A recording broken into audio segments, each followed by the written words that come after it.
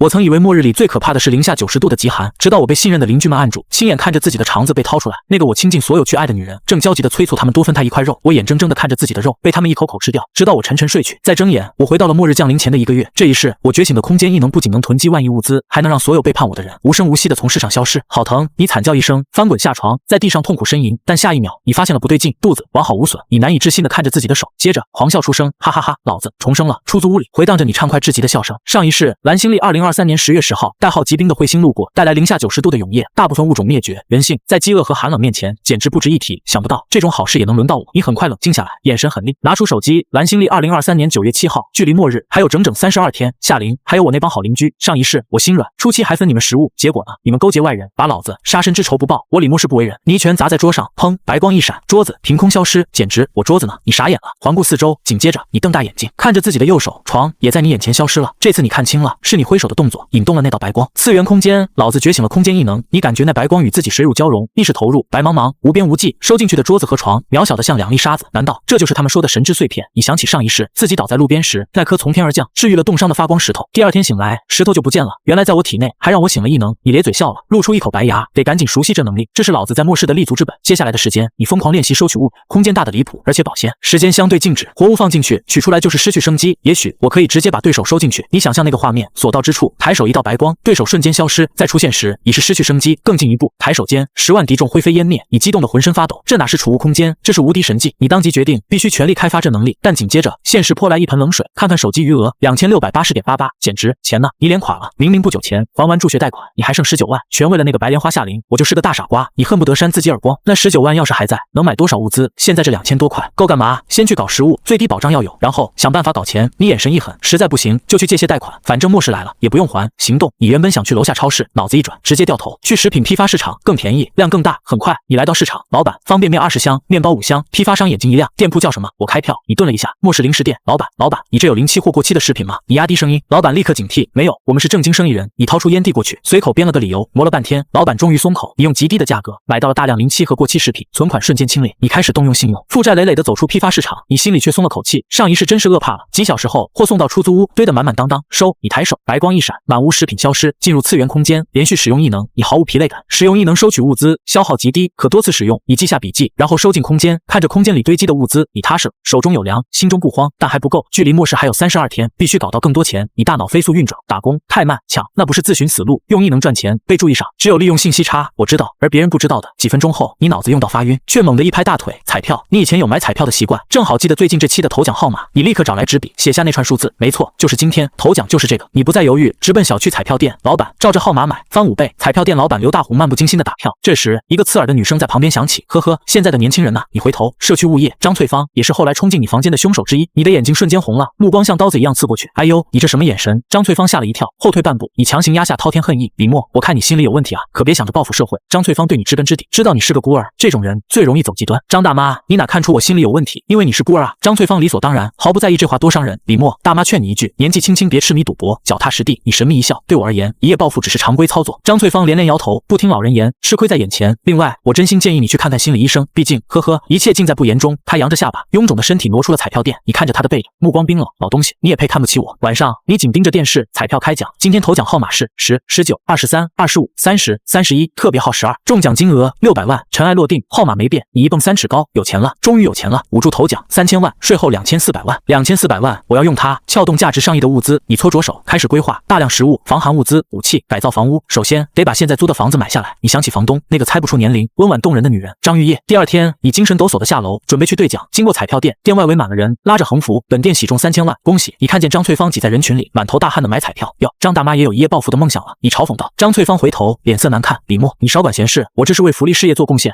我买彩票就是赌博，你买就是慈善。你笑了。张大妈，我听你劝，以后都不买了。你怎么自己陷进去了？张翠芳脸上挂不住，哼了一声，继续刮她的刮刮乐。你哈哈一笑，转身离开，打了个车，直奔彩票中心。你好，车费120元。你很少打车，被价格惊了一下。叮，付款失败，余额不足。你脸色一僵，换软件财富成功。谁能想到一个千万富翁连打车费都快付不起呢？你自嘲。推开彩票中心大门，一群穿西装的募捐人员立刻围上来。小哥鸿运当头啊，中了几等奖？我是慈善机构的，这是我的名片，中奖了记得回馈社会啊！你推开他们，直奔兑奖窗口，折腾2小时，一张存着2400万的银行卡到手了。募捐人员眼睛都红了，围上来卖惨。小哥，你知道每天有多少山区孩子吃不上饭吗？残疾人太可怜了，你得捐款，用这笔意外之财做慈善，才能没有后顾之忧，不然有人举报，有关部门肯定冻结账户核查。你冷冷看着他们，突然掏出手机拍了一张照。我会向你们机构反映，如果不给我满意答复，我就把录音和照片报到网上。老子现在有钱，买流量让几百万人看看你们的嘴脸，你们猜会不会上热搜？募捐人员目瞪口呆，家里炖着汤，先撤了。我前妻生3胎，我得去陪陪。一群人瞬间作鸟兽散。你昂首挺胸走出彩票中心，不远处就是大商场，第一站大采购。一进门就对导购说，把你们主管叫来。女导购面带微笑，眼底不屑，不好意思，主管不接待顾客，我的单子很大。你神态平静，请把主管叫来。导购纠结片刻，还是上报了。很快，商场主管车向明下来，审视着你，全身行头不超过300块。他露出失望，先生，有事？你不废话，我要采购一批商品，量很大。车向明不耐，我们不是批发商，您需要什么，请自行选购。他感觉你在浪费他时间，你感受到他的不耐烦，直接开口，保底500万的订单也没有优待。车向明一愣，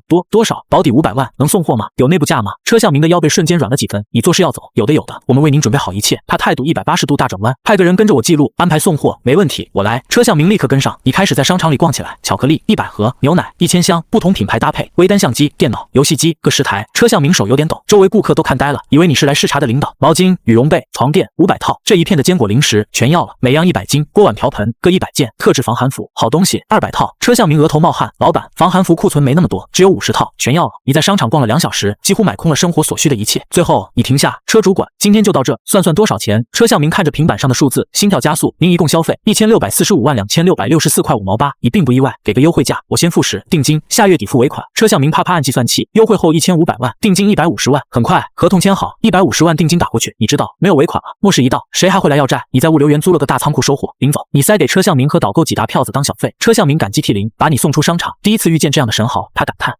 感叹，你的大采购才刚刚开始，基本生活物资够了，现在提高末世生活质量。你决定去餐厅，末世后可就吃不到这些美食了。正好空间能完美保鲜。先生您好，欢迎光临丽华大酒店。服务员热情招呼，这里以奢华著称，一顿饭5000起步。以前你舍不得，现在你拿起菜单，这个还有这个。你点了几道菜，在服务员以为你要下单时，你话锋一转，刚才说的这几道都不要，菜单上剩下的我全要了。服务员瞪大眼睛，先生您确定？这有50多道，确定？每道菜我只尝一口，吃不完打包。你笑了笑，我是来试菜的，如果满意，后面有大订单。很快，酒店经理刘永明敲门进来，李先生，我是经理刘永明，你喝口红茶。淡然道，你们酒店5本菜单上的菜，每样100份，需要多久？刘永明第一反应，我幻听了，还是疯了？呵呵，李先生说笑了，你放下杯子，回答我的问题。不，3天。刘永明伸出3根颤抖的手指，菜很快上齐，你每样尝了一口，味道不错，撤下去打包，你过苦日子，不浪费。这些菜收进空间，以后还能吃。刘经理，就按我说的，每样100份。你一边剔牙一边说，从酒店出来，存款又少了95万，至此你需要支付的尾款已远超你的能力。如果末世没来，你可能会被逼到想不开。这时手机响了，一个软糯好听的女声传来，李默，你今天怎么没来上班呀？是你，夏琳。你的呼吸瞬间急促，双目泛红，就是这个女人在末世打开了你的房门，而现在你为了证明自己不再是穷酸孤儿，你在她身上花了18万，耗光了大学辛苦攒下的所有存款。李默，你怎么不说话？我要生气了。夏琳，你努力压住暴力的情绪，让声音听起来平淡。我回来了。夏琳听不懂你在说什么，只觉得这备胎舔狗又犯病了。李默，我饿了。他暗示很明显，该请他吃大餐了。你付钱。呵，你发出一声冰冷的嘲讽，忙着呢，别烦我。你直接挂断电话，现在没空搭理他，直接报复。你会进去吃牢饭，而且太便宜他了，不让他经历末世的绝望，燃烧你心头之恨。手机又响，是物流员通知，部分货物已到位。你低沉的嗯了一声，声音沙哑，直奔物流员仓库，里面物资堆得整整齐齐。你迫不及待，是为了把它们收进空间。收，右手张开，白光笼罩，货物瞬间消失。你趁机锻炼异能，扩大收取范围。我在收，白光不断闪烁，很快清空仓库。你又把物资取出来，再收进去，反复练习。半小时后，白光已能覆盖整个仓库。成了。你一脸振奋，空间异能还有其他用法吗？你沉思片刻，看向远处的桌子，心念一动，修，桌子直接出现在你手中，跨越了空间距离。也许有一天，我能缩地成寸，瞬息万里。你眼中金光四射。重生第3天，你继续为末日做准备，与房东张玉叶约在小区见面。下楼时，电梯里你遇见了夏琳。哼，夏琳看见你一愣，随即扭头，娇媚的冷哼一声，在她眼里，你这个备胎前天还对她百依百顺，昨天却敢挂她电话。久不见，甚是想念。你面上笑嘻嘻，心中恨意滔天。夏琳扭过头，露出失望表情。同事们都让我远离你，可我觉得你是个好人。想不到你昨天居然那么对我。李默，我看错你了，还想控制我，不就挂个电话？不知道的还以为我把你怎么了？李默，你怎么不说话？是不是心里没我了？夏琳见你不理他，盯着电梯楼层，急着出去。你露出夸张笑容，有怎么会没有？我都花了那么多钱了，今晚一起吃饭啊？我考虑，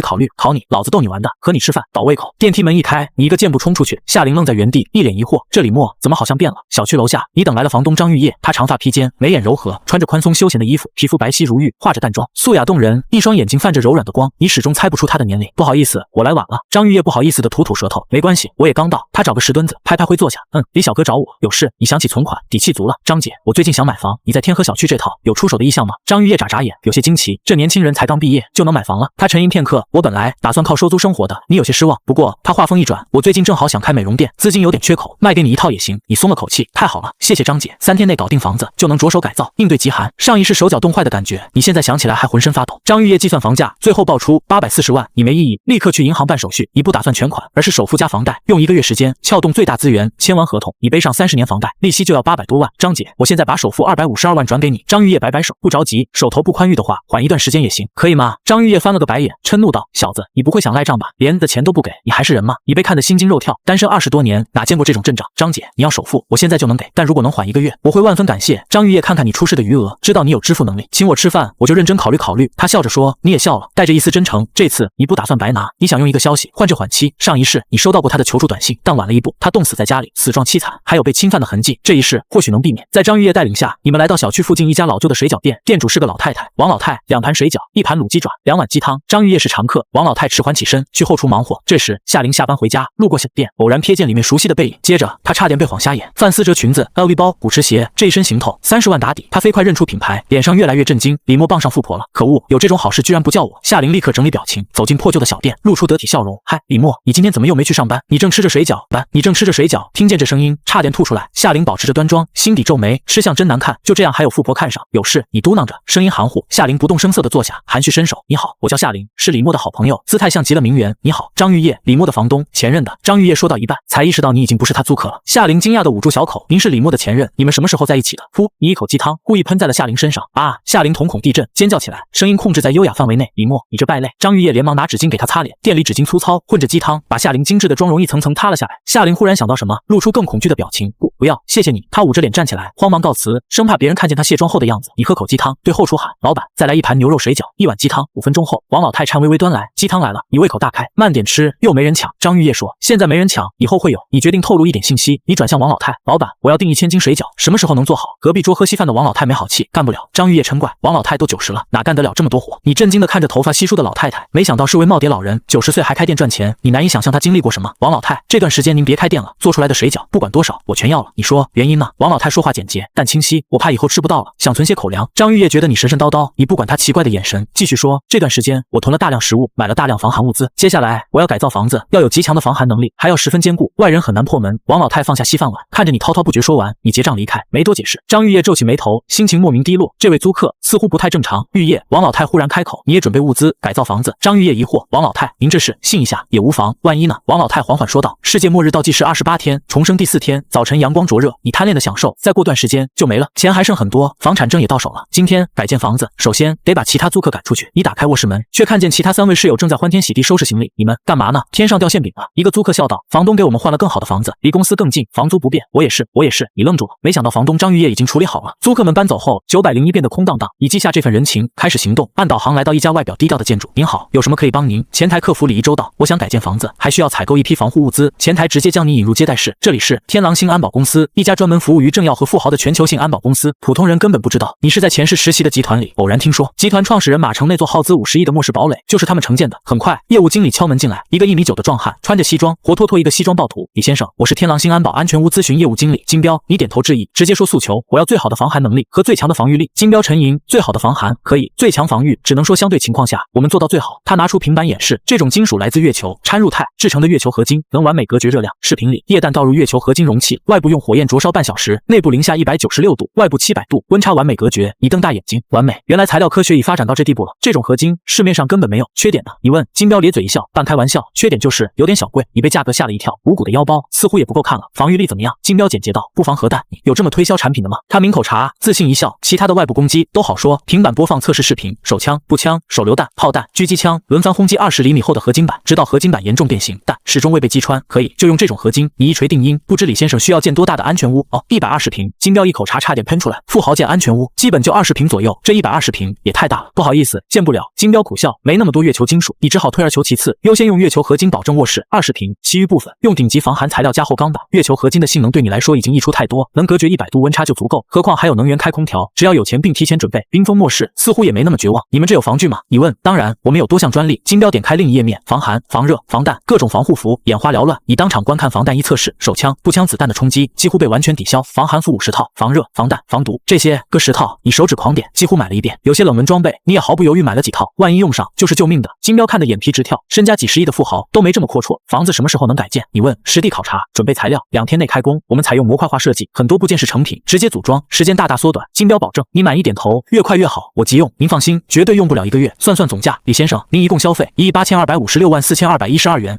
操，钱不够，连定金都付不起。价格还算公道，你面不改色，呵呵，那当然，我们主打性价比。金彪笑道，性价比你垄断企业还说物美价廉，你心里发愁，得赶紧搞钱，起码把定金付了。3天内我先预付部分定金，尾款建成后的月底再付。你说？金彪含笑点头，这是正常操作。另外，你话锋一转，我买了这么多，没赠品吗？金彪心情好，只要不太离谱都可以。你伸出3根手指，我要这个，外加500粒花生米，不过分吧？金彪表情一僵，李先生，这在国内违法，不如换一个。你早有预料，如果地点在海外呢？金彪沉吟片刻，腰板一挺，立刻换了一副面孔。你要坦克还是武装直升机？事先说好。航母不行，最近没货。好家伙，这到底是安保公司还是战争之王？你差点想说全都要，奈何没钱。不用那么夸张，几把手枪就行，子弹多点。我平时喜欢打靶。金彪爽朗一笑，完全没问题。李先生出国前说一声，我安排妥当。你把物流园仓库编号给他，采购的物资送到那里。离开天狼星安保，你直奔物流园，仓库又堆满了物资，主要是天狼星的各种防具。反锁大门，关闭摄像头。你抬手收，白光覆盖，所有物品瞬间消失。你对异能的掌控以炉火纯青。这几天得出国一趟，搞热武器，物资够我一个人活很多年，但多多益善，谁知道以后会怎样？你忽然停下，看着巨大的仓库，白天的物流园车水马龙，满载货物的大卡车进进出出。一个疯狂的念头突然冒出来，如果我把整个物流园收进空间呢？你被自己的想法吓了一跳，这可太行了，抓住就得。但你的心像猫抓一样，坐拥整个物流园的物资，在末世直接躺平。新浦国际物流园占地20亩，总投资80亿，华夏东部最大物流枢纽，每天海量进出口货物在此集散，这里有价值上千亿的物资。你的眼睛红了，别说1个人，1万个人都能靠这活一辈子。如果得手，末世再无后顾之忧。你记得，末世前2天，骑兵彗星引发海水退潮，金海市会有轻微地震，造成恐慌。如果趁乱收取物资，或许能逃脱追捕。只要躲过前2天全球冰封，谁还会追查？你来回踱步，思考可行性。小伙子，需要帮助吗？园区保安上前询问。你眼睛一亮，可以从保安身上获取情报。老哥，抽根烟。你递上1根烟。保安马有田看着烟，疑惑，20年老烟枪，竟不认识这牌子。咦，烟味这么纯柔，什么烟？你随口道。哦，好像叫富春山居，我不太懂烟，应该还行。买这条烟花了2万块。马有田动作僵住。富春山居，全国最贵的烟，这老板你怎么不早说？我刚才浪费了一大口。他心痛的嗅着烟味，1根烟而已。你笑笑，把剩下的整包扔给他，跟我说说物流园，这包归你。马有田大喜，物流园没见我就在这看大门，没人比我更熟。你坐上保安巡逻车，马有田开始介绍，这是冷冻仓储区，全是进出口海鲜，蓝鳍金枪鱼。你咽了口唾沫，这边是药品区，全国大药房都在这有仓库，感冒发烧、艾滋都有药治。棉纺织品区，进口零食区，粮食出口区。新浦物流园包罗万象，本地批发市场只是他身上的小挂件，他的服务对象是整个华夏东部，价值1000亿的物资，仅仅是他1天的吞吐量。你点根烟，深吸一口，平复激荡的心情。马老哥介绍的很仔细，我的货存在这，我放心。老板客气，应该的。马有田谄媚笑道，凑近巧声，老板有什么事尽管吩咐，我都尽量办成。这是在表忠心，想跟你混。你呵呵一笑，没多言。我要干的事太大，你碰一下就得粉身碎骨。第2天一早，早啊，李小哥晨跑，邻居王晨穿着西装在电梯口遇见你。早，你昨晚住酒店，早上回小区吃早饭，这是我的名片。王晨递来名片，脸上带着笑，眼底却有藏不住的嫉妒。别人在保险公司上班，小哥现在身家不同了，应该有需要。你接过名片，电梯关闭后，你推开902的门，去给我做早饭。你稍等，很快就好。叶有容温顺地说，走进厨房。相比于昨天，他已适应了身份。李默没有追求肉体快感，但精神层面的愉悦也让他很享受。此时，夏琳越想越气，感觉离3000万越来越远。他非常懊恼，反思之前对李默是否太差。夏琳，我请你喝星巴克。备胎赵翔发来信息，夏琳厌烦地关掉窗口。星巴克手磨咖啡才是有钱人标配，得挽回和李默的感情。他很快想到办法，让李默看见自己多受欢迎，制造紧迫感。赵翔，我们去街边咖啡店。他给备胎发信息。赵翔从床上弹起，热泪盈眶。女神终于约我了。他又点开李默头像，周末好无聊呀，不如去喝手磨咖啡。没空，你拒绝的干脆。来嘛来嘛，偷偷告诉你，有惊喜哦。夏琳此刻像只备胎，看你想耍什么花招。你来到约定地点，看见赵翔在对夏琳大献殷勤，就这想用其他男人刺激我。你发现现在能轻易看穿夏琳的心思，旁观者清。李默，这里。夏琳看见你，矜持招手，喝什么咖啡？美式还是拿铁？随便。赵翔听着对话，感觉耳熟，自己刚才也这么问过。角色互换了，你坐姿随意，与周围格格不入。看着警惕的赵翔，你问候祥子，好久不见，甚是想念。你记得极寒降临，她属于没的比较早的那批，舔女神舔没的。夏琳这女人有毒。李默，听说你最近没上班，男人要有事业，你这样不务正业，没女孩子看得上。赵翔言语打压，你不在意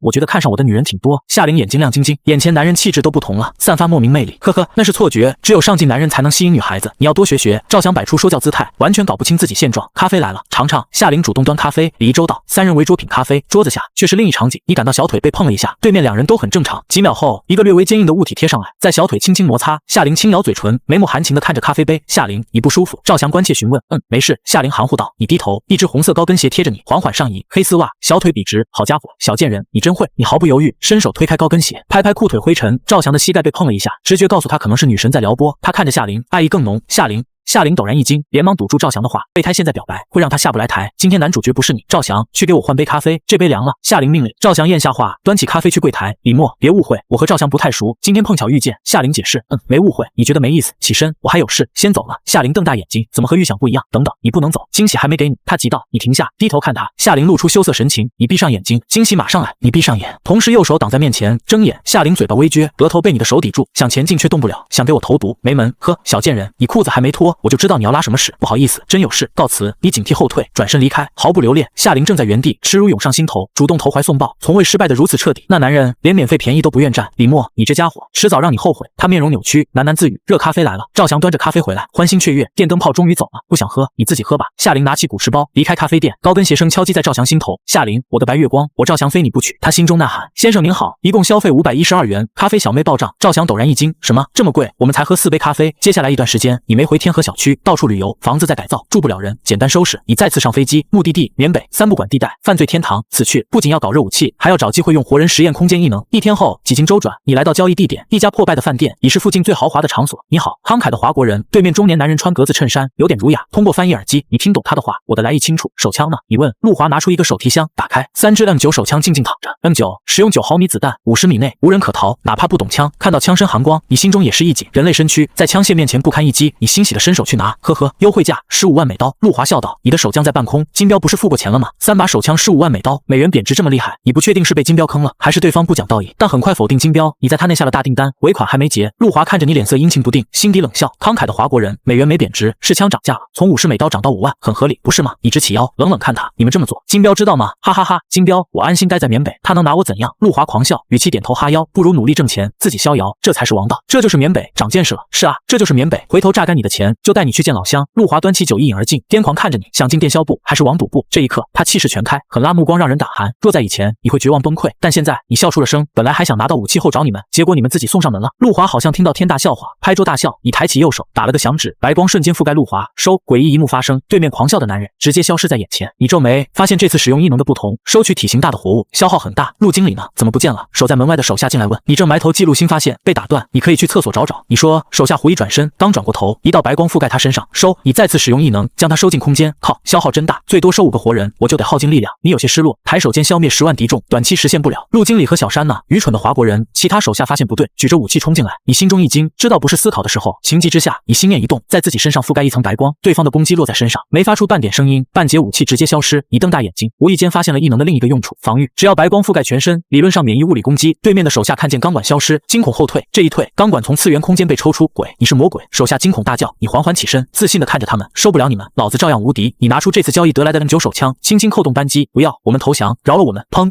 震耳欲聋的枪声响起，一名手下倒地，说：“你们的园区在哪？”你神情亢奋，逼问出地点，拦下一辆黑车。你说出地名，慷慨的华国人，好客缅北欢迎您。黑车司机和善一笑，露出大金牙。你举起手枪抵在他脑袋上，有种你再说一遍。司机吓坏了，连忙用缅语道歉。哼，到园区后，老子要弄没你。司机开得飞快，很快到一处破旧园区。尊敬的华国人，这里就是。砰！黑车司机永远闭嘴。进入园区前，你将异能白光覆盖全身，子弹上膛。站住！哪来的？门卫说中文，带地方口音。你抬手，一枪，枪声引来园区守卫，他们举枪围住你。放下枪，还有活命机会。你勾起笑容，不紧不慢更换弹匣。几秒后，园区守卫像遇见最恐怖的事，哭爹喊娘的逃跑。救命啊！魔鬼索命了！现在插播紧急新闻：缅北某工业园区突遭袭击，工作人员伤亡惨重，上百名被诈骗人员安全回国。截止目前，未找到事件真相。此外，多个国际恐怖组织声明为此事负责。本台将继续跟踪报道。此事在网上掀起轩然大波，霸榜热搜。广式，收下我的膝盖，简直！哪位大佬做了我一直想做的事？不会是战狼出手了吧？看视频惨烈样，园区像被军队冲了。你躺在5星级酒店总统套房，刷着手机，在帖子下评论引导舆论。做这事的人太牛了，我愿拜为义父。有谁一起跟我喊义父？义父，义父，哈哈哈！你看着评论区这么多人喊你义父，笑得在床上打滚。这些网友不知道，他们膜拜的大佬就在他们身边，还在鼓动别人喊自己义父呢。滴滴滴，喂，金标，李先生，安全屋已改造完成，随时可入住。你从床上翻身而起，这么快？天狼星安保，追求效率。好，我立刻回去验收。你马不停蹄赶回小区，安全屋太重要了。天河小区901，外部没变化，里面焕然一新。金标穿着西装在旁边讲解，我们采用模块化设计，在内部组装。你二话不说，掏出手枪对准墙壁，不要。金标惊骇欲绝，从未见过这么疯的人。砰砰砰，3发子弹击中墙壁，连白痕都没留下。你满意点头，不错，防御过关。金彪严肃道：“李先生，再次声明，国内持枪犯法，你将手枪别在身后。”咧嘴笑：“什么枪？刚才不是打雷了吗？对了，这房子隔音怎样？”金彪瞪着你，疯了，简直疯了，完美隔绝声音，外面听不到。你看，这样我在家玩枪也没关系吧？你笑道。接下来，你测试了防寒能力，零下196度液弹都无法穿透。最后是独立的卧室，20平，全由月球金属打造，性能完美，花了1半以上经费。既然没问题，请在这里签字。金彪递来文书，你签字后，金彪急匆匆走了，生怕你再整幺蛾子。车上，金彪心有余悸，那个李默开枪时眼神平静，绝对见过。他前不久去过缅北，那起园区惨案不会和他有关吧？金彪被自己的想法吓一跳，随即摇头否定。整个园区那么多人，怎么可能是一个人做到的？目送他远去，你独自回到安全屋。随着末日临近，你做事越来越肆无忌惮。末世一到，谁奈我何？从空间取出家具布置，忙到深夜。距离疾兵彗星到来还有最后3天，你已做好充分准备，还差辛普物流员。得手后，老子再也不离开安全屋了。你珍惜最后的外出时光，决定去小区散步。夏夜静谧燥热，哒哒哒，高跟鞋声清脆有韵律。老远你就闻到夏琳身上的烟酒味，不知这娘们去哪交际了。咦，李默，你什么时候回小区的？夏琳看见黑影，吓一跳，看清是你，顿时惊喜。李默，我最近关注你朋友圈，你去了好多地方，人家也想去呢。他悄悄靠近，想靠在你身上，你似笑非笑的看着他，把手放在他肩膀。夏琳露出不可置信的神情，接着狂喜，我即将变成有钱人。夏琳，愿意做我女朋友吗？你问，我愿意。他迫不及待。那好，我们以后同甘共苦。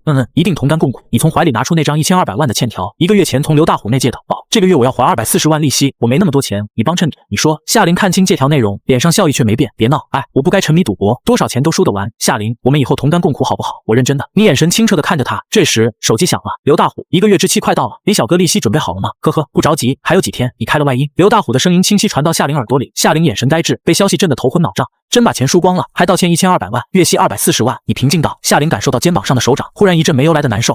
呀，怎么了？不会是喝醉了吧？你轻拍他后背，一脸关切，心中给刘大虎点了个赞，神助攻。李默，你让我觉得恶心。夏琳推开你，你咂咂嘴，有些遗憾，本来还想和你同甘共苦来着，给你机会，你不中用啊。蓝星历2023年10月8号，末世倒计时2天。今日，国家航空局观测到一颗彗星正飞向地球，轨道测算显示，彗星将于2日后到达与蓝星最近距离，随后远离。很快，航空局发布拍摄画面，哇，彗星蓝悠悠的，好漂亮，真想生活在上面。2天后夜晚适合看流星，有组团的吗？彗星而已，一年180回，大惊小怪。此事没引起波澜，只小范围讨论。而你看着新闻，不寒而栗，仿佛再次置身零下90度的极寒。按道理，疾兵彗星只会在蓝星外围擦边，但上一世出了意外，它被地心引力捕捉，成为蓝星卫星，向大地扩散寒气。今天找机会搬空物流员之后，再也不出去了。记忆中，今天金海市会有地震，引起短暂恐慌。晚上8点，你找来保安服、口罩、手套，掩盖痕迹。到达新浦物流员后，你躲起来，静静等待地震。来的路上，你尽量避免被摄像头拍到正脸。你不期望永远躲过追查，只要前2天查不到你头上，以后就万事大吉。末世后，所有人挣扎求生，没人查案子。轰隆隆，轰隆隆，低沉声音传来，地震开始了。卧槽，地震了，快跑啊！救命啊！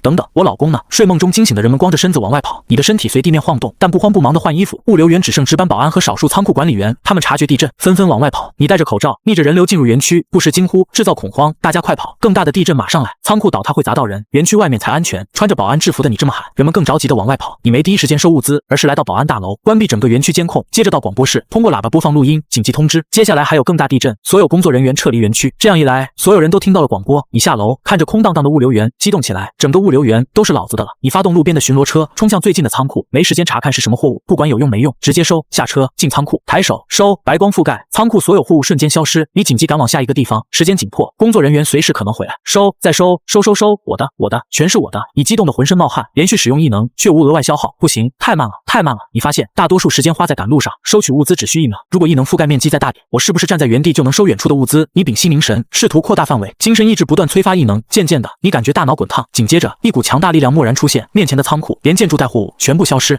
卧槽，老子的异能进化了！你狂喜的看着右手，白光更耀眼夺目。接下来，你坐在巡逻车上，不用下车，效率提升10倍不止，所到之处寸草不生，仓库连地皮一起消失。天，好像高了3尺。很快，整个物流园价值1000亿的货物全进了你的次元空间。你亢奋的脸色潮红，浑身充满力量，哈哈哈！这回真发达了，末世之中，老子什么都不缺。笑看风云，你没被兴奋冲昏头脑，庆祝一会后准备离开，只要躲过这2天，以后任你逍遥。喂，兄弟，带我一程，我也是园区保安，一起走。一个中年汉子在路边喊，你浑身起鸡皮疙瘩。随着靠近，你闻到浓重酒气，认出来人，马有田，那个给你介绍园区的保安。上来吧，你压着嗓音说。马有田摇摇晃晃上车，抱怨多大点事就让全部撤出，我这离大门老远了。你大脑飞速运转，思考脱身办法。兄弟，你是几组的？3组的。你随口说，你知道他是2组的。马有田一愣，3组今天不值班。他感觉你声音熟悉，猛然想起你的声音，我想起来了，你是李默李先生。不对，你怎么穿保安服？马有田虽醉，思维灵敏，立刻发现不对劲，已无奈扭头，万万没想到撞破自己行动的是个上班喝酒划水的保安。李先生，你为什么深夜闯入园区？马有田声音忽然消失，瞪大眼珠，惊恐地看着你。你凑到他耳边，低声说：深呼吸，头晕是正常的，闭上眼睛，睡一觉就好了。匕首抽出，再次猛刺进去，扑哧扑哧，连续很多下才停下。巡逻车继续前行，原地多了一句901的门缓缓关闭，万事俱备，只等末世，以后再也不出去了。你回到卧室，倒在床上昏沉睡去。好的，我们继续。现在你的视角完全聚焦于主角李默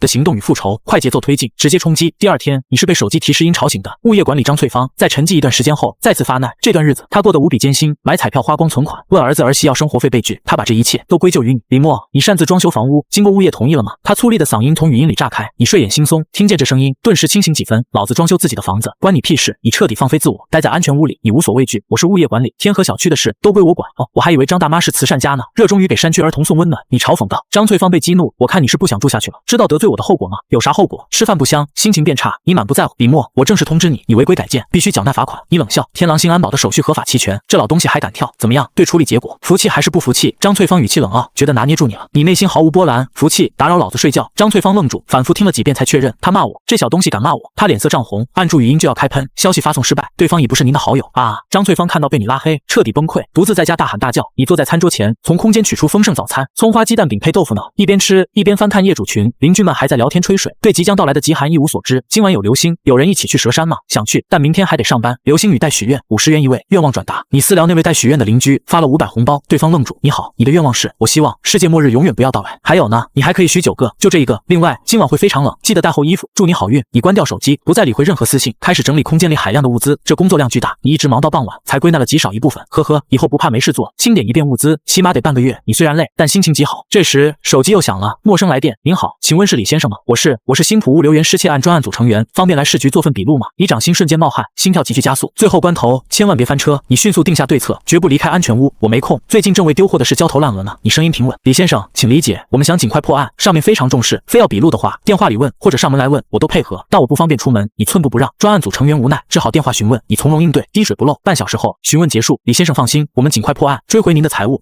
谢谢。你挂断电话，立刻打开社交软件，热搜前20几乎全是新浦国际物流园失窃案，外星人盗取，空间裂缝吞噬，监守自盗，各种猜测满天飞。国内外媒体都在关注，记者连夜赶来，这件事足以载入史册。而做这件事的你，注定逍遥法外。骑兵彗星路过蓝星的消息，连个热搜都没有，微不足道。轰隆，大地似乎晃动了一下。你抬头看向窗外，一道白光划过夜空，流星、骑兵彗星已被地心引力捕捉，极寒末世终于来了。你打开安全屋后室的防弹窗，一阵凉风瞬间吹进来，你忍不住打了个寒战。短短时间，温度骤降超过10度。接下来1周，骑兵彗星将持续改造蓝星气温，直到稳定在零下90度。那时，全球生态将遭受毁灭性打击，生物百不存一。好冷啊！还有人来蛇山看流星吗？一阵妖风，鼻涕都冻下来了。明天准感冒，谁有多余衣服借我一件？呵呵，我穿着大裤衩来的，家人们谁懂啊？群里的人还很乐观，只当是普通降温。你静静观看，没有参与。现在说这是世界末日，只会被群嘲，甚至被扭送精神病院。社交软件上，人们开始分享拍到的流星，评论区成了许愿池。那个带许愿的邻居发来私信：老板，刚才流星出现时，我已把你的愿望说出来了。好的，我相信流星听到了。你回复：显然流星没打算实现你的愿望，出于一丝善意，你提醒天气预报说今晚有强降温，建议你趁早下山。好的，小姨也喊我回家，现在正准备启程呢。你脑海中莫名浮现一个娇憨少女，小脸冻得发红，抱着手机发信息的样子，想啥呢？万一是抠脚大汉呢？你赶走思绪，躺在沙发上看新闻。今日代号疾冰的彗星成功到达与蓝星最近位置，由于彗星温度极低，含有大量冰块，可能造成强降温，为夏季带来清凉。专家表示，这都是正常现象，气温很快会恢复。最近气温起伏较大，提醒市民做好保温措施，感冒及时就医。你定定看着电视屏幕，靠在沙发上，他们怎么会没发现？按照新闻信息，专家认为彗星会继续远离，影响微乎其微。你不理解，但无所谓了，你已经做好最充分准备。窗外寒风越来越大，窗户上凝结了一层白色寒霜，你连忙关窗，全部检查反锁。不久后，这里就是温暖天堂，绝不能让人再攻进来。哇塞，外面下雪了！群里有人惊喜道。你扭头看向窗外，雪花纷纷扬扬飘落，落地即化。蓝星整体温度正被改造，金海市3年没下雪了，今年秋天没到就下雪，真他娘的奇怪！天有异象，必有大事，我猜岛国要沉没了。八嘎，你居心叵测。群里似乎混进了奇怪的东西，但人们没在意，继续讨论异常气温。有人忧心忡忡，这彗星太厉害了吧，距离这么远还能影响蓝星，让我想到太阳。这人好像是大学退休教授。立刻有人跳出来反驳，切，小小彗星也敢与太阳争辉，我敢打包票，过几天冰块就化完了。根据观测，彗星冰块含量超过南北极总和，没那么容易被融化。无语。这时候还有人装专家，其实是个捡垃圾的。对方攻击老教授捡垃圾的行为。最近海面大范围退潮，全球多地地震都和彗星有关联。我捡垃圾是为了保护环境，嘻嘻，笑死了。我还说岛国刮龙卷风是因为我放了个屁呢。两人吵了起来。老教授理智分析，另一人阴阳怪气。很快有人打圆场，安心了，专家说了，很快会恢复正常，都别吵了，拍照发朋友圈吧。难得一见的现象。群里陷入寂静，你自始至终冷眼旁观。别看现在跳得欢，很快连哭都找不到地方。全球冰封1个月后，整个楼栋的人十不存一，雪花越来越大，地面开始积雪，居民们被冻醒，骂骂咧咧的起床开空调加棉被。你的安全屋里温度恒定25度，一丝寒冷都感觉不到。第二天一早，你拉开窗帘，外面白茫茫一片，积雪3尺厚，反射着刺目光芒，万里雪飘，全球冰封。仅仅一晚，金海市变成了雪国，雪花还在飘落，不知何时会停。室外温度零下19度，妈的，这鬼天气太古怪了！昨晚冻醒3次，一大早业主群里就有人抱怨，我开着空调，我2层棉被还是冷。很快，人们发现低温带来巨大困扰，水龙头冻住了，没法做饭了，我家的也冻了，连饮水机都结冰了，室内温度都零下了，太恐怖了！群里多是南方人，从没遇到过这么低的温度。张翠芳，张大妈，麻烦物业解决一下，不然连水都喝不上了。张翠芳此时躺在床上，冻得瑟瑟发抖，哪有功夫管这些？但表面工作要做，物业管理张翠芳。好的，我已联系相关人员，等待回复，相信很快能解决问题。你在安全屋里喝着冰豆浆，吃着营养早餐，很冷吗？早上慢跑一会儿都要出汗了呢。看了一眼室内温度计24度，外界的冰寒一点没影响到这里。末世第7天，温度持续降低，室外积雪已掩埋1层楼。小区长时间停电，只有下午5点到7点供电，电压还不稳，业主们尝试投诉，没用，没有人看到。漆黑的天河小区有一间房屋灯火通明，901，像末世中最后的灯塔。时间来到深夜，你正享受着按摩浴缸，智能管家提醒你该睡觉了。请问你是901的李默先生吗？手机亮起，女邻居发来信息，你回忆了一下，高雅慧，以前电梯里遇到过，打扮花枝招展，香水浓郁，我是李默，有事。你回复，手机另一端，4个女人挤在一张床上抱团取暖，盯着屏幕，夏琳、高雅慧、冉云、方艳梅。看到你回消息，他们欢呼起来，我是404业主，想请你帮忙，可以来我家一趟吗？高雅慧发问，没空，找别人。你直接拒绝，只是小事，帮了我，有意想不到的奖励哦。他立刻发送一张照片，身段优美，你果断点击保存。还有吗？你问。夏琳撇嘴，男人。雅慧，再发几张，你死他。高雅慧挑挑拣拣，又发一张，小西服黑丝袜，美腿笔直，红色高跟鞋，弯腰展露曲线。你再次保存。还有吗？你继续。几秒后，第3张照片，衬衫扣子解开，气质出众，黑丝袜被撕开，大腿白肉从缝隙挤出，太刺激了，真会玩。你啧啧赞叹，仔细欣赏。好了好了，人家私密照都给你看了，哥哥你就下来帮帮我嘛，人家在9栋404哦。高雅慧发来语音，声音嗲嗲撩人。你将照片全部保存，然后说，这么晚了，我要睡觉了，明天再说吧，来我家睡也是一样的。哥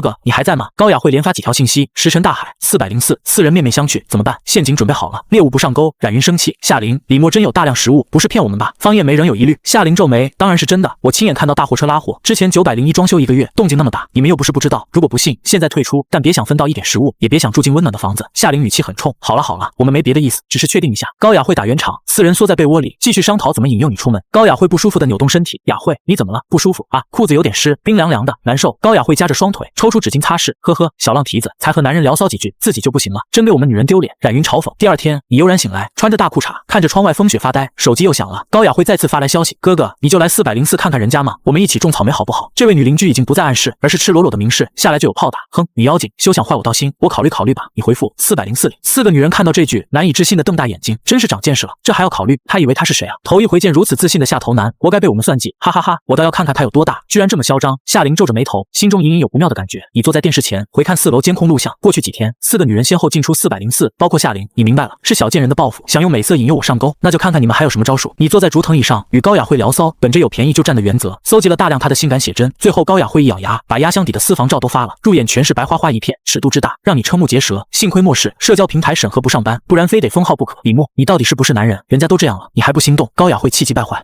你其他挺好，但美容痕迹太明显，胸前2团白肉里填了不少东西吧？你开始点评，还有你的鼻子和眼睛，单独看好看，放一起不协调，看着别扭。我推断不是一家医院做的，我这人要求高，你不太行。高雅慧死盯着屏幕，气得鼻孔都大了。旁边好闺蜜好奇审视，发现确实有些难看，不知谁伸手掏了一把，入手满满的质感，把爪子拿开，老娘不干了。高雅慧的行动彻底失败。冉云，换你上，扮演富家女钓男人，你最熟。夏琳指挥道，4个人是在金海名媛群认识的，个个精通钓男人套路，手底下舔狗备胎无数。冉云自信的拍拍，真的包在我身上，这回我用金钱权势打动他。他清了清嗓子，进入家族唯一继承人状态。你知道人生最痛苦的事是什么吗？他发来消息，你看着陌生账号，知道是4人中的另一个人要没了，发现钱没花完，你配合。你和我想的一样，真是我的知音，能在我生命最后遇见你，真让人开心吗？冉云语气温婉含蓄，你要没了？你问。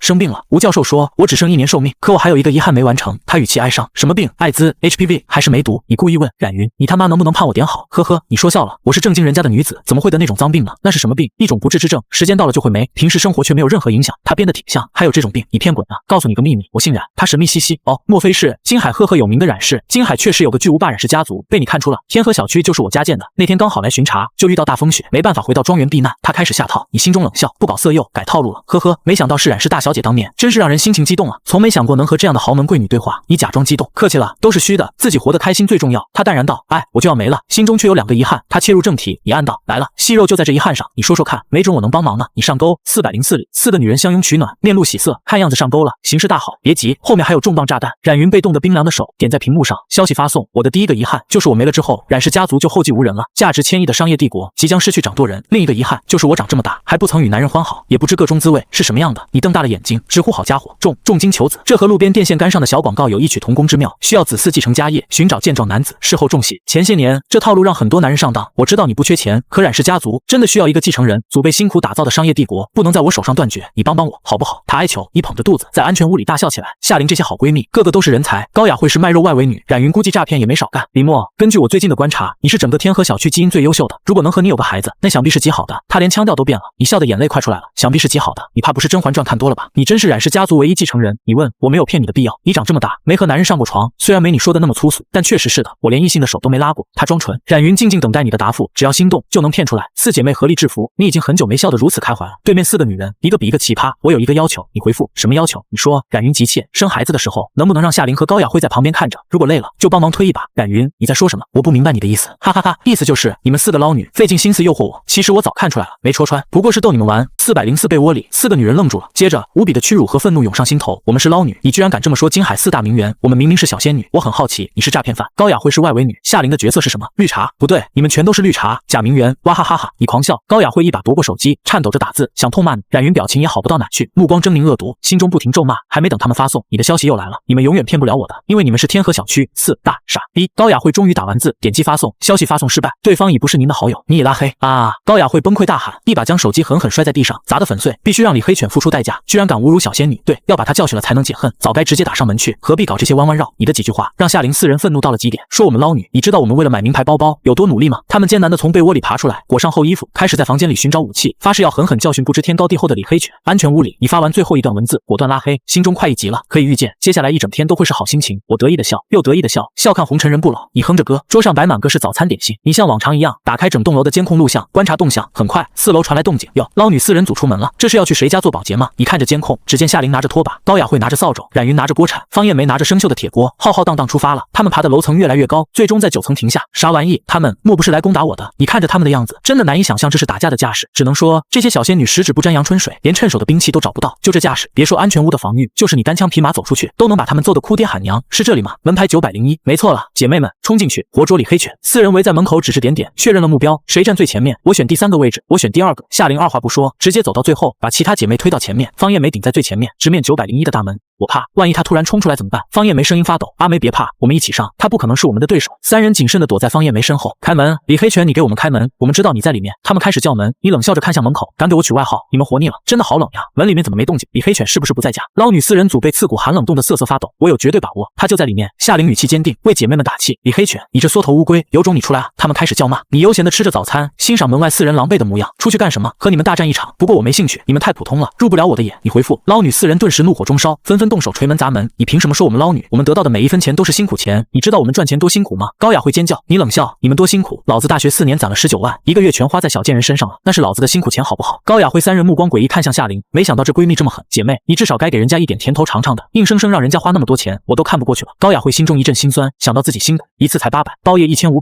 服务周到，来回奔波1个月也才万把块。夏琳被闺蜜们看得很不舒服，她早就后悔了，但说什么都晚了。这有什么呀？我的备胎比她好的还有很多呢。她嘴硬，这句话引来其他3人羡慕的目光。门内的你听到夏琳的话，面上波澜不惊。你拿起手机，拍下满桌子的早餐，发送过去。哎呀，早餐有点多呢，吃不完怎么办？门外的夏琳看到照片，目光彻底呆滞。照片里满桌食物，中式西式应有尽有，三明治、培根、煎饼、肉夹馍、肉包子、牛奶、橙汁。捞女4人组的口水直接流下来了，他们已经很久没吃过一顿饱饭了。不对劲，她怎么穿着半截袖？难道不冷吗？他们家里还有电，灯光很亮。捞女4人组彻底疯狂了，急促的拍击901的门。李黑犬，不，李默哥哥，你快开门，让我进去看看到底是不是真的啊！我好冷啊，快让我进去暖和暖和。你摇头冷笑，端起橙汁喝了一大口。叫吧叫吧，你们叫的越大声，我吃的越香。一阵寒风吹来，捞女4人组脸颊被吹得生疼，手脚早已冻僵。哥哥，我是住你下面的邻居，我叫高雅慧，我们之前在电梯里还见过呢。高雅慧换了个套路，哦，就是那个做皮肉生意的外围女。你直接戳穿。高雅慧面容一僵，试图解释。旁边的冉云一把扒开她，上前急切道：哥哥，我叫冉云，告诉你哦，人家可是正经女人哦，正不正经只有你自己清楚。不过都和我没关系。你随口道，你们都起开，我才是李默的初恋女友，我们高中时就认识了。夏琳从最后挤到门前，语气轻柔，李默，我是夏琳啊，你还记得纯洁美好的高中生活吗？那时你的眼睛很清澈，让我印象深刻。李默，老天让我们在同一个公司上班，现在又住在一个小区，这都是注定的缘分啊！我们在一起吧。李默，我爱你。夏琳在门外深情表白，可是我不爱你。你平淡回应，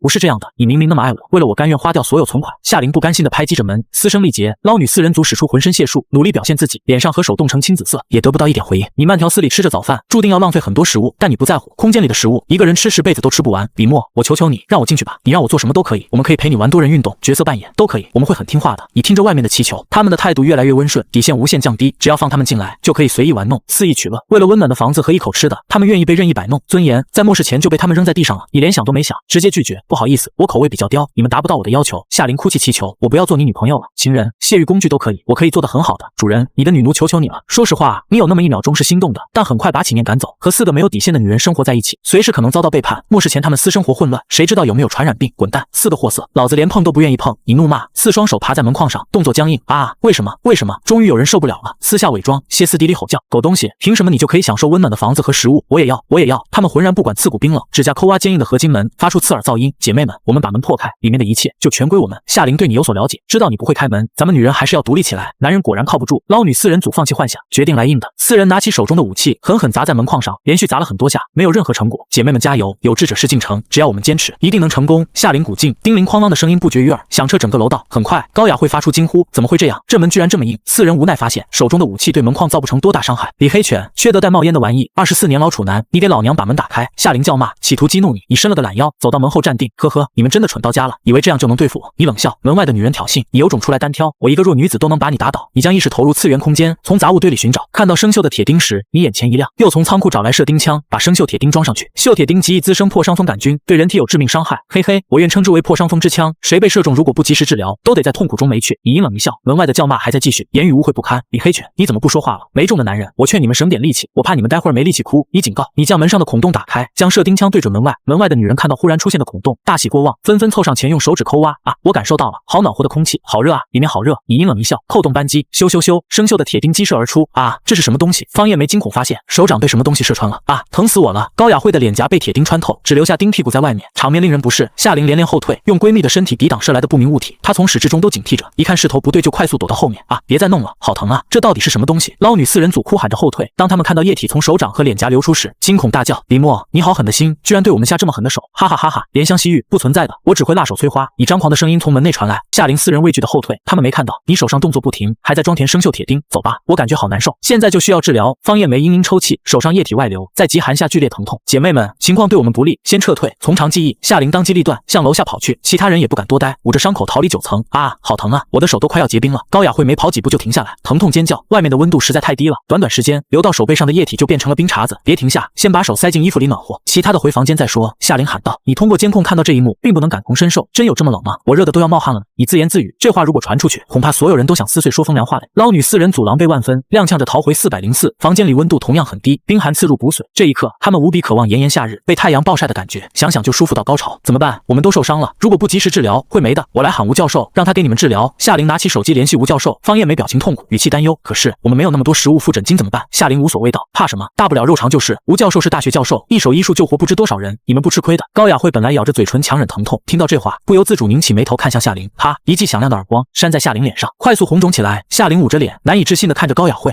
你为什么打我？高雅慧咬牙切齿，我们变成这样都是你的错，现在居然还在说风凉话。冉云和方艳梅目光悠悠盯着夏琳，对她同样有怨念。夏琳心虚地低下头，神情委屈，我怎么知道会这样吗？我也是为了大家好呀。高雅慧3人来回扫视，没在夏琳身上看到一丝伤痕，心中怒火越来越盛。你可真有心机，危险的事情让我们顶在前面，自己却什么都不干。不是这样的，我没有啊。夏琳话没说完，头发就被扯住了，痛得尖叫。冉云抬手一巴掌扇在她脸上，方艳梅抬脚狠狠踹在她大腿根上。啊，别打了，好疼！呜！夏琳哭喊着求饶，脸上不仅有巴掌印，还有指甲划出的痕迹。呸！高雅慧一口唾沫吐在夏琳脸上，夏琳明智的选择闭嘴，生怕唾沫飞进嘴里，去把吴教授喊过来。至于诊金怎么付，那是你的事情，明白吗？高雅慧恶狠狠道。明白，明白。夏琳慌忙点头，一点犹豫都没有，生怕再次迎来好闺蜜的毒打。真是个贱人，打一顿就听话多了。高雅慧不屑嘲讽，松开一直揪着的头发。哎呦！夏琳用手捂着头皮，疼得嘴角颤抖，眼泪不由自主流下来。哪怕心中对好闺蜜极度怨恨，却不敢表现出来，只能在内心恶毒诅咒面前的3人。吴教授，我是404的夏琳，我的室友生病了，你能来看看吗？夏琳打电话，电话那头传来老者的声音，病人具体有什么症状？就是身体不舒服，你来不就知道了吗？夏琳支支吾吾，没把具体症状告诉吴教授，生怕他不愿意过来。另外，记得带药过来，我是大学老师，不是诊所的医生，家里并没有药品。我看病的规矩，想必夏女士应该有所了解吧？知道知道，你尽管过来看病，不会亏待你的。夏琳保证。吴教授挂断电话，轻叹一声，颤巍巍站起来。他今年76了，在这极寒中随时可能冻没，但还在尽最后一分力治病救人。夏琳放下手机，眉头直皱，让你来看病还磨磨唧唧，就这还大学教授，一点师德都没有，怎么样了？吴教授什么时候过来？高雅会问。他马上就过来，你们很快就会没事的。夏琳连忙说。高雅会三人瘫倒在沙发上，痛苦呻吟，饿得胃痛，冷得刺骨，疼得撕心裂肺，种种折磨让他们几乎发狂，很想现在就没了，一了百了。妈妈呀，活着实在是太痛苦了。安全屋里，你像没事人一样躺在沙发上看电影，对付夏琳几个娘们，只是微不足道的小事，你根本没放在心上。李黑犬，我诅咒你不得好霉！捞女4人组中的高雅会发来消息，疯狂大骂。你冷笑，只能怪你们太蠢，4个手不能提，肩不能抗的娘们就妄想来打败我，你们可笑到了极点。高雅会浑身刺骨疼痛，情绪崩溃。那你为什么下这么狠的手？我们又没有真正伤害到你。你哈哈大笑。404这几个女人脑回路一个比一个清奇，完全以自我为中心。妈的，你们来对付我，难不成我还不能还手了？如果老子被你们制服了，会有什么后果？会比你们现在的处境更好吗？你怒斥，可是你不是没事吗？没有受到半点伤害啊！高雅会理直气壮，你看到这句话，狠狠拍了一下自己的脑门，神色懊恼。我有什么毛病不成？为什么要和傻逼讲道理？你为什么不说话？是不是心虚了？高雅会追问。滚，臭傻逼，懒得理你。你把手机扔到一边，不再搭理。直到傍晚，天河小区才再次通电，业主们欢天喜地在群里庆祝，随后开始煮饭，从外面挖雪烧热水，水源永远不缺了，但取水过程足以把人冻个半没。你们看，情况会好起来的，大家要相信我。张翠芳在通电后兴奋发言，搞得好像自己有很大功劳似的。2小时后，小区再次断电，陷入黑暗。怎么又断电了？张大妈，你出来解释一下。业主质问。张翠芳万万没想到会来这一下，不久前还在群里邀功，马上就被打脸，任业主怎么找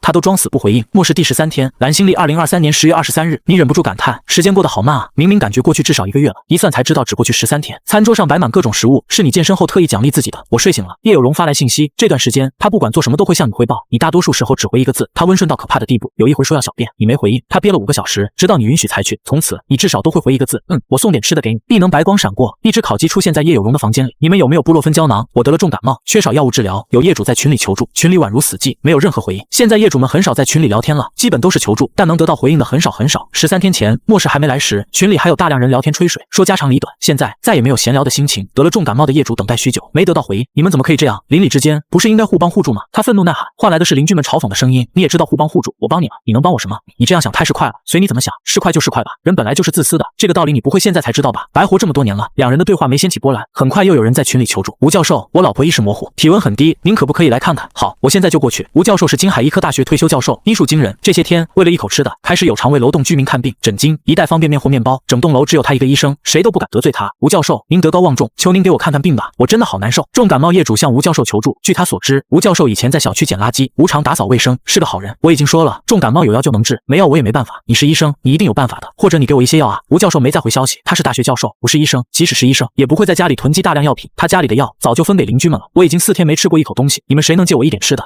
我愿意用我的身体换取食物。说这话的是一名职场白领，正经的良家女人。现在为了活下去，不得不放弃尊严，下半身思考的男人在哪里都不缺。你通过监控看到，职场白领从房间出来，再回来时手里捧着半盒饼干。我感觉身体好热，全身都出汗了，我是不是有超能力？有业主激动地说，以为自己不用再担心冻没。问诊回来的吴教授看到消息，忍不住叹息，这是回光返照，你的身体机能已经崩溃，你快没了。胡说八道，分明是嫉妒我。那位业主再也没有在群里发言，他光着身子在自己家中没去，脸上还带着激动的神色。此时笼罩在楼栋里的已经不是恐慌，而是绝望。安全屋内，落地窗前放置了一张小茶几，茶壶冒着热腾腾的雾气。你坐在竹藤椅上，手里抱着一本书。以前为了赚钱，连看书的时间都没有，现在终于有大把时间可以看一些无用的闲书了。这个叫阿斌的高中生，学习成绩不好，却是小说主角，作者真会意淫。你喝口茶水，趁机吐槽，却没有放下书，而是津津有味的继续阅读。安全屋外面的寒冷和饥饿，你并没有感觉到，你一整天都沉迷在小说世界里。叮，主人，晚餐时间到了。智能管家的声音提醒你该吃晚饭了。在你要求下，智能管家制定了健康规律的作息时间表。这几天大鱼大肉吃多了，晚饭就清淡点吧。你摸了摸肚子，没有任何饥饿感。白菜豆腐汤搭配2个荞麦馒头，吃得非常满足。当物质条件满足后，就不会再刻意追求奢侈享受，怎么开心怎么来，其实才是最奢侈的。晚饭后，你舒服地叹了口气，捧起书本继续阅读。时间差不多了，维持1个多小时的电再次断开，天河小区乃至整个京海市陷入黑暗，只有你所在的901灯光依然闪亮，仿佛整个城市的灯塔。时间一点点过去，蓝心丽2023年10月27日，末世第17天，温度持续降低，室外已达零下70度，积雪掩埋了3层楼9栋里，煤区人数不断增加，刘大虎的势力在悄然扩张。他们不再明目张胆抢劫，而是开始有预谋的收集。你通过监控看到了反常的一幕，刘三代着手下挨家挨户敲门，如果有人回应，他们转身就走；如果没人回应，他们就撬门进去，然后从里面搬运出一具具冰冻的，运往刘大虎所在的楼层。他们在储备粮食，这个想法让你一阵惊悚，不是常规意义上的粮食，而是在封闭的楼栋里，最先消耗的是正常食物。人们饿到极点，会把皮革制品找出来果腹，任何看起来能吃的东西都会塞进肚子，最后饿疯了的人会把目光投向身边的至亲和同伴。上一世你不知道道这个阶段何时开始，反应过来时，自己已被死死按在餐桌上，你难以想象是什么滋味，也绝对不想尝试。光想到那场景，精神都会被折磨到发疯。现在还没到山穷水尽，部分居民手上还有粮食，刘大虎就已经开始做最坏的打算，为将来做准备，有点枭雄潜质。你暗想，大多数邻居只着眼于当下，刘大虎已经看到了未来，看得出来，刘大虎还算有理智，只是悄悄转移，没去抢劫居民剩下的食物。如果他那样做，一定会迎来整栋楼的抵死反扑，就算有枪，也招架不住上百号疯狂邻居的围攻。到了现在，手枪的威慑力好像也没那么大了。你冷笑，之前刘大虎用1发子弹就吓破了邻居们的胆，现在邻居们已经认识到自己的处境，知道有好几条路摆在面前，被枪解决反而是痛苦最小的方式。当天夜晚，一个小群背着刘大虎偷偷建起来，你再次被拉进群聊。咦，这个群干什么的？很多业主不明所以。你看了眼群主昵称，是一串乱码，新注册的账号，在隐藏身份。我要告诉你们一个可怕的消息。群主说：“你他妈谁啊？没工夫搭理你。”群主的话没多少邻居买账，说完就直接退群。滴滴滴，群主没再废话，直接发送了3张照片。干，怎么那么多？好像全是9栋的业主，男女老少都有。刘大虎到底想干什么？你侧躺在沙发上的身体直接立起来，这绝对是刘大虎手下人拍摄的，外人根本进不去储存的房间。群主是刘大虎手下，或者就是刘大虎本人。嘿嘿，退了，卧底先生又来炸鱼塘了，谁信谁没？你在群里说。群主看见业主们的反应，有些急了。我冒死拍下照片，其实是为了帮你们，我们是一头的，你说是就是，我们凭什么相信你？业主们不信，上次见小群商量攻打刘大虎，结果刘大虎早已窥屏，吓得他们火速退群。刘大虎储存是为了食物短缺的时候，群主直接放出重磅炸弹。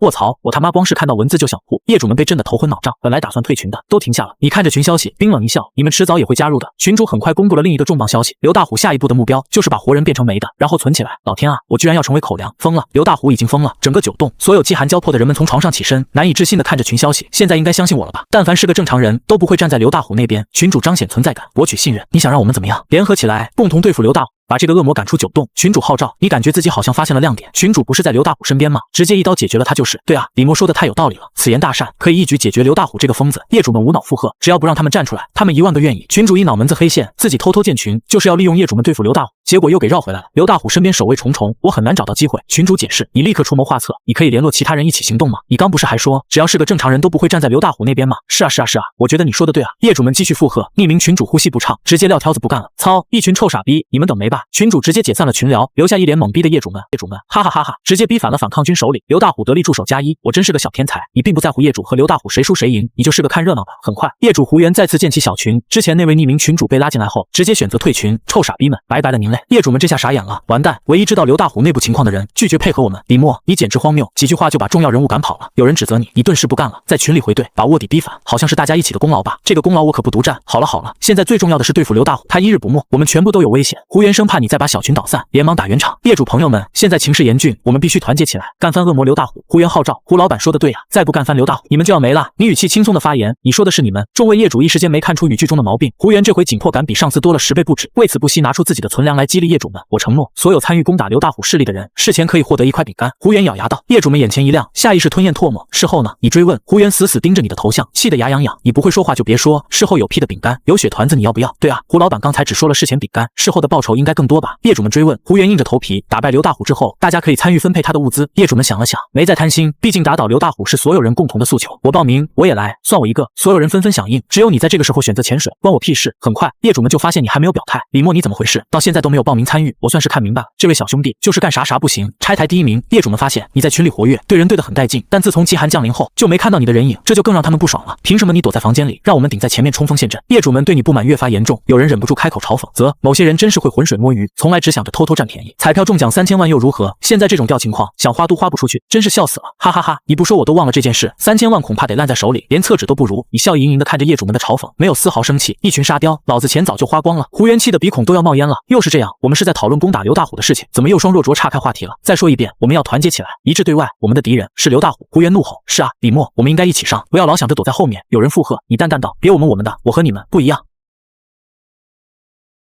别我们的，你盯着手机，直接在群里甩出一句：李默和你们不一样。一句话，群炸了。有什么不一样？你能吃饱还是能穿暖？他之前连高价粮都不买，装什么？中彩票3000万了不起，现在钱能当饭吃？群里一片嘲讽。下一秒，消息发送失败，你被踢了。你愣了半秒，简直，我话还没说完呢。你重新申请入群，拒绝，再申请，再拒绝。胡元在群里稳住局面，别被一颗坏气坏了计划。有人不服，胡老板，我们冲刘大虎。李默在后面看戏，这公平吗？胡元冷笑，先处理刘大虎，个别跳梁小丑，事后清算。群里沉默1秒，随后全懂了，解决刘大虎，顺手冲901，这不难，可就在这时，4楼方艳梅忽然发了一张照片，照片里灯光明亮，餐桌上摆满早餐，热牛奶、包子、烧麦、煎蛋、甜点，满满一桌。群里瞬间安静，有人艰难吞咽口水，这图哪来的？方艳梅发自李默上次拍的，他的早饭。群里再次死寂，然后所有人开始否认，不可能，屁的，肯定是极寒前拍的，零下几十度，东西早冻硬了，怎么可能这样？可姜匡出现了，他躺在床上，手脚冻伤发黑，脸色难看得像毫无生气。他看着照片，想起你家那扇撬不开的门，还有门里喷出来的滚烫热水，他咬牙发言，照片可能是真的。群里立刻炸了，你失去理智了，这种图你也信？姜匡直接摊牌，李默家里有热水，很多，能洗澡，而且不是通电时间，这一举比照片更狠。所有人都被定住了，热水、洗澡、稳定灯光、热腾腾的食物，这不是生活，这是天堂。很快，有设计师尹华侨检测照片，通电后，他打开电脑，软件一扫，没有修图，没有滤镜，拍摄时间就在几天前。尹华侨盯着屏幕，整个人傻了，是真的。截图发进群，群里彻底失控了。我们冻成手下败将，他在喝热牛奶，我们啃皮带，他吃肉包子，为什么他的生活和我们不一样？与此同时，你正躺在沙发上，手机往旁边一扔，没意思。邻居们偷偷建小群，还不带我玩。你从次元空间取出100寸显示屏，又摆出瓜子、花生、薯片，等他们打刘大虎，正好看戏。下一秒，私聊爆了，李小哥，我是楼下王元表，上次电梯见过你，我一看你就不是凡人。你皱眉，什么东西？紧接着，消息一条接一条，李默，我是你张哥，以前请你吃过饭，这人请你不能忘啊。你冷笑，搬半天家具，你请我吃碗面，完成我欠你了。又一条，哥哥，人家身体不舒服，你来帮人家看看好不好？你点开图，沉默2秒，保存原图，然后继续往下看。哥，以后你就是我亲哥，大妈看着你长大的，你不能不管大妈，咱们关系匪浅啊，你可得照应我。你越看越不对。他们知道了，很快一个女邻居发来，小哥哥，我能不能去你家做客呀？你懂了。他们知道你有物资，知道你家暖和，知道你活得像另一个世界的人，你随便挑了个人问，你们怎么知道的？对方激动的语无伦次。哥哥回我消息了，我会洗衣做饭，会捶腿捏腰，你让我进去，我一定让你满意。你直接拉黑2个孩子的妈，还装嫩。问了一圈，没人说原因，直到胡源主动联系你，李先生，我们可以合作，以后整个9栋甚至天河小区都是我们的。你笑了，胡老板也心不小啊。胡源很认真，食物、药、温暖房子、工具，末世里的权利就靠这些，你至少占了2样，你完全可以当王。你淡淡回他，别讲这些没用的，先告诉我他们怎么知道的。胡源把你重新拉进小群，群里立刻变脸，大佬来了，欢迎李默。李哥一进群，感觉空气都暖和了。你看着满屏奉承，心情还不错，但你也清楚，他们讨好你不是因为喜欢你，是想吃你的饭，想住你的房。你翻聊天记录，看见方艳梅发的照片，看见姜匡证实热水，看见尹华侨检测截图，你笑了，原来就凭一张早餐照，那你们知道的还太少，你拥有的是整座物流园，他们看见的只是一粒灰。24楼，刘大虎披着大氅，盯着群消息，他手下眼睛发绿，老大，李默太富了，拿下他，有吃有喝，还有热水澡，那房子绝对是宝贝。刘大虎心动，但他没立刻动，他看向众人，声音低沉，我更想知道是谁背着我建小群，怎么想把我拉下来？手下们脸色发白。当天，刘大虎开始查内应，没了5个，残骸被带进2402，成了未来的备用口粮。这一天，你享受到了帝王待遇，所有邻居把你捧上天，你说什么，他们都说对，你打个标点，他们都能夸出花来，但你心里很清楚，你不给东西，他们迟早翻脸。果然，很快业主群也知道了，9栋所有人都失控了。义父，收下我，李默，你就是我的真命天子，哥，我愿意当牛做马。女邻居们开始发照片，女仆装、优雅装，各种打扮，你看得啧啧称奇。这官方审核估计也冻没了。王艳也发来消息，李默，我是刘伟明老婆，之前我老公撬你门，是我们不对，为了赔罪，你让我做什么都行。紧接着他又发，你不想让仇人的伴侣低头认错吗？你挑眉，你是懂引人的，然后回他，不好意思，我不喜欢无用之物。他沉默，物业张翠芳冒出来，李默，我以管理员身份命令你上交所有物资，统一分配。你笑了，张大妈，你居然还没凉。他急了，非常时刻要服从命令。你直接回，你想的挺美。他被气得发抖。高雅慧也来了，李默，我可以戴锁链，做你一个人的宠物，只要你救我。你看着屏幕，冷漠回复，没兴趣。胡源终于忍不住，李默，你得罪所有人，想过后果吗？你歪头想了想，得罪就得罪，你们算老几？胡源沉声，天堂有路你不走。你眼神一冷，少威胁我，走开。说完，你从次元空间取出一桌饭菜，战斧牛排、北京烤鸭、金枪鱼刺身、佛跳墙，拍照发朋友圈，配文，中午简单吃点。邻居们破防啊，他吃这么好，我想吃一口，边角也行啊。你吃完打了个饱嗝，满嘴油光。邻居私聊，剩下的别扔，碗也别刷，给我。有人发来老人背影，我老母亲83岁，快饿坏了。你放大照片，看清了，假人，充气娃娃戴假发。你冷笑，齐良，你道具挺多啊。对方装傻，那真是我妈。你把破绽截图发过去，拍正脸。齐良崩了，我只是想要口吃的，有什么错？把你的食物分给我。你回，想吃，求我。齐良直接爆发，语气激动到失控，不给我就解决你。笑了，来，我等着。然后把手机扔一边，躺上按摩椅，想对付我的人排队。很快，一个新群悄悄成立，群名清理小队，目标就是你。901的李默，张翠芳第一个骂你。李默从小孤儿院出来，没爹没妈，天生凉薄，他骨子里就有犯罪倾向。邻居们纷纷附和，他见微不救，该受罚。他吃好的喝好的，我们饿肚子，他就是麻烦源头。有人提出刘大虎才是大威胁吧？群里沉默。然后张翠芳说，先拿下李默，他一个人好对付，吃饱了再对付刘大虎。这话一出，全员同意。他们以为你是软柿子，但他们不知道你的小号林黑也在群里。你看着聊天记录，笑出了声。原来开小号阴人这么爽。与此同时，夏琳发来截图，李默，他们要对付你，你一定要小心。你看着他的消息，皱眉，这女人前面还背叛你，现在又通风报信，有意思。另一边，高雅慧也在组织人手。姜匡想分到更多食物吗？先攻901，姜匡立刻答应，我加入。李默害我兄弟，我早就想报仇。很快，10个人在4楼集合，菜刀、钢管、扳手、电钻、铁锤，他们眼里全是饥饿和狠意。打下901，食物平分，房子一起住，谁同意？同意。10个人上楼，很快来到901门口，他们先让赵翔敲门，咚咚咚，李默开门，我有秘密告诉你。你被吵醒，打开100寸监控屏，门外赵翔一脸焦急，猫眼盲区里9个人拿着着工具等着扑进来。你看着这一幕，忽然想起上一世夏琳也是这样骗你开门，然后所有人冲进来，你被击伤，被抢走物资，被分食，你眼神冷了。有事在外面说，赵翔急了，你先开门，你嗤笑，你当我糊涂？夏琳躲在旁边，忽然想起一件事，你以前说过会把备用钥匙藏消防栓里，他打开消防栓，果然一把钥匙躺在那里。夏琳呼吸急促，真的有钥匙。他拿起钥匙插进锁孔，脸上浮现扭曲笑容。李默，不要怪我，是你的破绽太明显。啪嗒，钥匙转了，门没开。夏琳笑容僵住，怎么可能？你看着监控，笑出了声。那钥匙是你故意留的，锁孔也是伪装。901真正的门是电子锁，钥匙毫无用处。夏琳立刻慌了，李默，你听我解释，我只是想进去帮你。你只回了2个字，糊涂。赵翔听见女神被骂，立刻情绪上头。李默，你怎么敢骂夏琳？你回更糊涂。赵翔破防，拿起铁锤砸门，砰，铁锤反弹，他虎口裂开，金色液体直流。这是什么门？高雅慧等人不藏了。李默，你被包围了，现在投降还来得及。你喝着冰可乐，语气懒散，我好怕，求你们别砸门。赵翔冷笑，现在后悔晚了。砰，他一锤砸下去，门上连划痕都没有，反正直接让他痛呼。你站起身，差不多了。白光一闪，弓弩出现在手里，你走到门后，对准孔洞，咻，第一箭命中1人要害，那人倒地，门外瞬间炸了，什么东西？咻，第2箭击中赵翔颈侧，他瞪着眼，捂着喉咙，金色光点从嘴角涌出，发不出声。你继续装甜，咻咻咻，3箭连发，又3人倒下。方艳梅尖叫着逃，不要对付。咻，箭从背后击中，他扑倒在地，眼泪刚流出来就结成冰。10个人瞬间倒了5个，剩下的人崩溃。李默，我们错了，我什么都没干。你声音平静，早些结束早解脱，我也是为你们好。门外幸存者头皮发麻，这话比剑还冷。你看监控，夏琳、高雅慧、冉云3人蹲在门边，躲在孔洞视野盲区。你笑了，以为我看不见？整栋楼都是我的眼睛。你从次元空间取出电源箱，接线、调压、导线碰上合金门，门外3人瞬间僵住了，他们身体抽搐，失去行动能力，地面很快出现水渍。夏琳靠得最外，接触面积小，她拼命挣扎，终于脱离电流，全身狼狈，连滚带爬逃下楼。险地，这里是险地。你冷冷看着他逃跑，命还挺大。高雅慧和冉云没那么好运，电流持续良久，你松开导线，2人僵硬倒地，气息没了。你看着门外倒下的人，毫无波澜，自己选的路，跪着也得走完。夏琳逃下楼，遇见姜匡，姜匡暴怒，这就是你们的万全计划，老子差点没了。夏琳精神崩溃，尖叫乱抓，姜匡脸被划出金色液体，他火气上来了，一脚把夏琳踹下楼。夏琳滚下楼梯，痛呼几声后没了动静。姜匡冷声，这年头清理麻烦不用负责，老子想干什么就干什么。下一秒，楼上传来大量脚步声，邻居大部队来了。姜匡脸色一变，赶紧上楼会合。你站在门后，今天还挺忙，又来一批送走的。邻居们来到9层，看见满地倒下的人，全傻了。姜匡跑来表忠心，刚才我们帮你们试探过了，901防御很强。王元表冷笑，你们想先吃独食，结果失败，现在又想分战利品。姜匡急了，我有情报。胡元开口让他说。姜匡咽了口唾沫，李默有弓弩，众人立刻后退。你怎么不早说？姜匡继续，他还有热水，可以从门洞喷出来。胡元立刻下令找东西堵口，堵住洞，他就没办法了。王元表一拍大腿，妙啊！他嘲讽姜匡，这么简单都想不到，你们真是一群弱者。姜匡悠悠看着他，我还没说完。王元表不耐烦，闭嘴！几人拿布团去堵孔洞，你在门内听完，打开电源，电压拉满。2人刚靠近，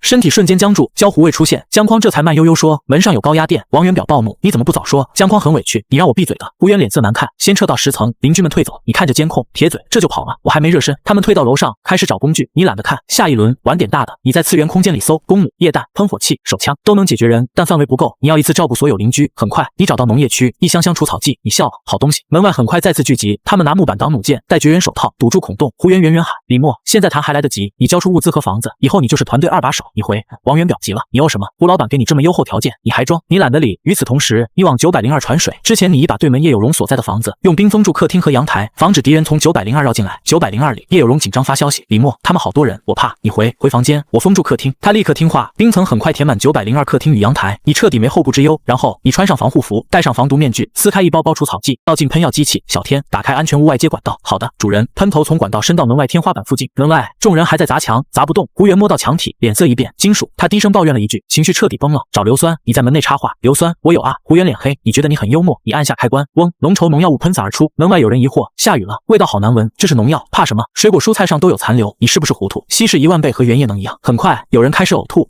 接着一个接一个，所有人出现反应，头晕、恶心、腹痛，有人倒地抽搐，跑，我们中毒了。李默，求你停手，你关掉机器，喷完收工。短短几十秒，9层空了，地上只剩倒下的人。邻居们逃到楼上，吴厚德被请来，他闻到刺鼻农药味，摇头，又是901那年轻人，他给人简单处理，但没药，中毒深的，只能等着结果。有人哭着求他，吴教授救我。吴厚德叹气，我没有抗毒药，对不起。那人眼里满是悔恨，我为什么要去招惹那个麻烦人物？吴厚德离开时，心里对你更好奇，心狠不代表不可靠，也许那东西能交给他。农药没有解决所有人，尹华侨撑着站起来，拿起斧头，我要拿下李默。其他人眼里全是不甘，报仇，收拾他。你通过监控看见，拿起苹果咬了一口，另一只手装填弩箭，来，继续送。尹华侨刚露头，咻，箭中肩膀，他惊骇抬头，咻，第2箭入要害，倒地，又3人中箭，剩下的人拿木板挡。你冷笑，记性真差，门上有电。2人靠近孔洞，瞬间被电住，又倒。你啃着苹果，声音淡淡传出去，还有谁？楼道死寂。半小时后，王元表全副武装回来，雨衣、木板、绝缘手套。李默，这回你能奈我何？你打开银白色箱子，2把手枪躺在里面，你刚准备开保险，扑通，王元表自己倒了，农药毒素发作，口中泛沫，失去控制，救我！你挠头，人都快没了，还开玩笑。王王元表气得差点断气。你啃完苹果，苹果核精准丢进垃圾桶，一路走好。这一天后，九栋彻底安静，邻居们终于意识到901不是房子，是堡垒。业主群里，他们开始骂你，李默，你出手太狠，你不会有好下场，所有人受苦，就你吃好的喝好的。你躺在沙发上打游戏，随手回复你们来抢我，被我打退，然后说我有错，你们的脸呢？没人说得过你。有人又来私聊，我女儿和我快乐坏了，只要你给口吃的，我们母女俩就听你的。照片发来，母女花。你反手搜索图片网图，你冷笑，齐良，这是你小号吧？对面沉默，然后居然承认，你还挺聪明。你无语，你一个肥宅拿网图骗吃的。齐良崩溃，我真的饿啊，我还有偷拍资料，可以换吃的吗？你回，走开。齐良看着屋里的硅胶娃娃，眼睛发直，最后一口咬了上去。晚上你吃青菜粥，不饿，但按时吃饭健康。吃到一半，有人加你好友，头像是个穿白大褂的老人。901的李默，我是吴厚德，可以聊聊吗？你通过，有事。吴厚德问，你提前准备这么充分，是收到消息了吗？你反问，这种事还能提前知道？吴厚德沉默片刻，降温2天后，我从老友那里知道一些研究成果，但那时已经晚了。你心里一动，国家会救援吗？吴厚德发来一句，已经没有国家了。你盯着屏幕，你再说一遍，核心政要和大量精英已经坐飞船离开蓝星。你呼吸一滞，整个世界像被砸穿。吴厚德继续，几个大国都进入无政府状态，不会有救援，想活只能靠自己。你握紧手机，他们去哪了？太阳系内漂流，等级冰彗星影响减弱，蓝星温度回升，他们会回来。飞船维生系统大概能撑30年。你冷冷盯着屏幕，30年后他们还想回来继续统治。吴厚德，理论上是。你笑了，笑意冰冷，那就别回来了。如果我还活着，我不会再接受他们的统治。吴厚德看到你的回复，笑了，年轻人底气很足啊。你查了吴厚德，京海医科大学教授，哈佛荣誉教授，科学院院士，生物学领域学科带头人，数十项专利。你看傻了，老吴，你这种级别的人怎么住天河小区？吴厚德回，虚名，我就是个退休老头。你问，你没传票？有，但不能转赠，我没要。你沉默，然后发了个大拇指，您是圣人。你问他缺不缺粮，他说不缺。你问防寒物资，他说还能撑。他又说，如果可以，也许可以帮帮邻居。你笑，老吴，我真不是圣母。吴厚德没再劝，不圣母挺好，能活久。雪停了，你想起上一世，雪停2天后，你外出找食物，被天外石头砸中，那就是神之碎片。这一世，如果再去同一地点，会不会再有？你决定出门，先检查装备，防寒服、羽绒服、手套、防弹衣、头盔、雪地摩托。你全副武装走出901。小天，开门，安全屋门打开，极寒灌入，你打了个寒战，真冷。楼道里，金色能量冻成坚冰，残骸还在。邻居们躲在门缝后看你，没人敢动。你走出楼栋，小区各栋居民都看见了，他要出去，失去理智了吧？零下90度，穿再多也得没。你抬头，冲他们竖起中指，有人骂你，但不敢出来。你走到隐蔽处，取出雪地摩托，轰，摩托冲出小区，所有人震惊，他真出去了，还活着，是不是温度回升了？一群人被你误导，以为自己也行，你懒得管，他们要没随便。北门街广场，你停下，这里就是上一世被神之碎片砸中的地方。你坐下等很久，没有任何动静。你抬头看天，看来我不是穿越平行世界，我是真的重生。这个结论让你心口一松。那些对付你的邻居，就是这一世被你清算的人，他们不冤。你起身，顺路去超市，货架上还有不少冻坏的商品。你一挥手，整层货架消失，3楼、4楼、5楼全收，无主物资，不要白不要。你一路扫荡，骑着雪地摩托继续深入城市。途中，你看见幸存者躲在窗后求救，你没停。上一世农夫与蛇的结局，够你记一辈子。万达商场前，你停下，地面不对，太平整，像被人处理过。你立刻警觉，白光覆盖全身。下一秒，绳索从雪下弹起，你及时后撤。3个人从雪里钻出来，年轻人孙浩拿斧头，笑得嚣张。此山是我开，此树是我栽。你看着他，万达你家开的。孙浩大笑，以前不是，现在是了。你淡淡说，那我走。身后又站出一人，堵住退路，想走，晚了。你掏出手枪，猜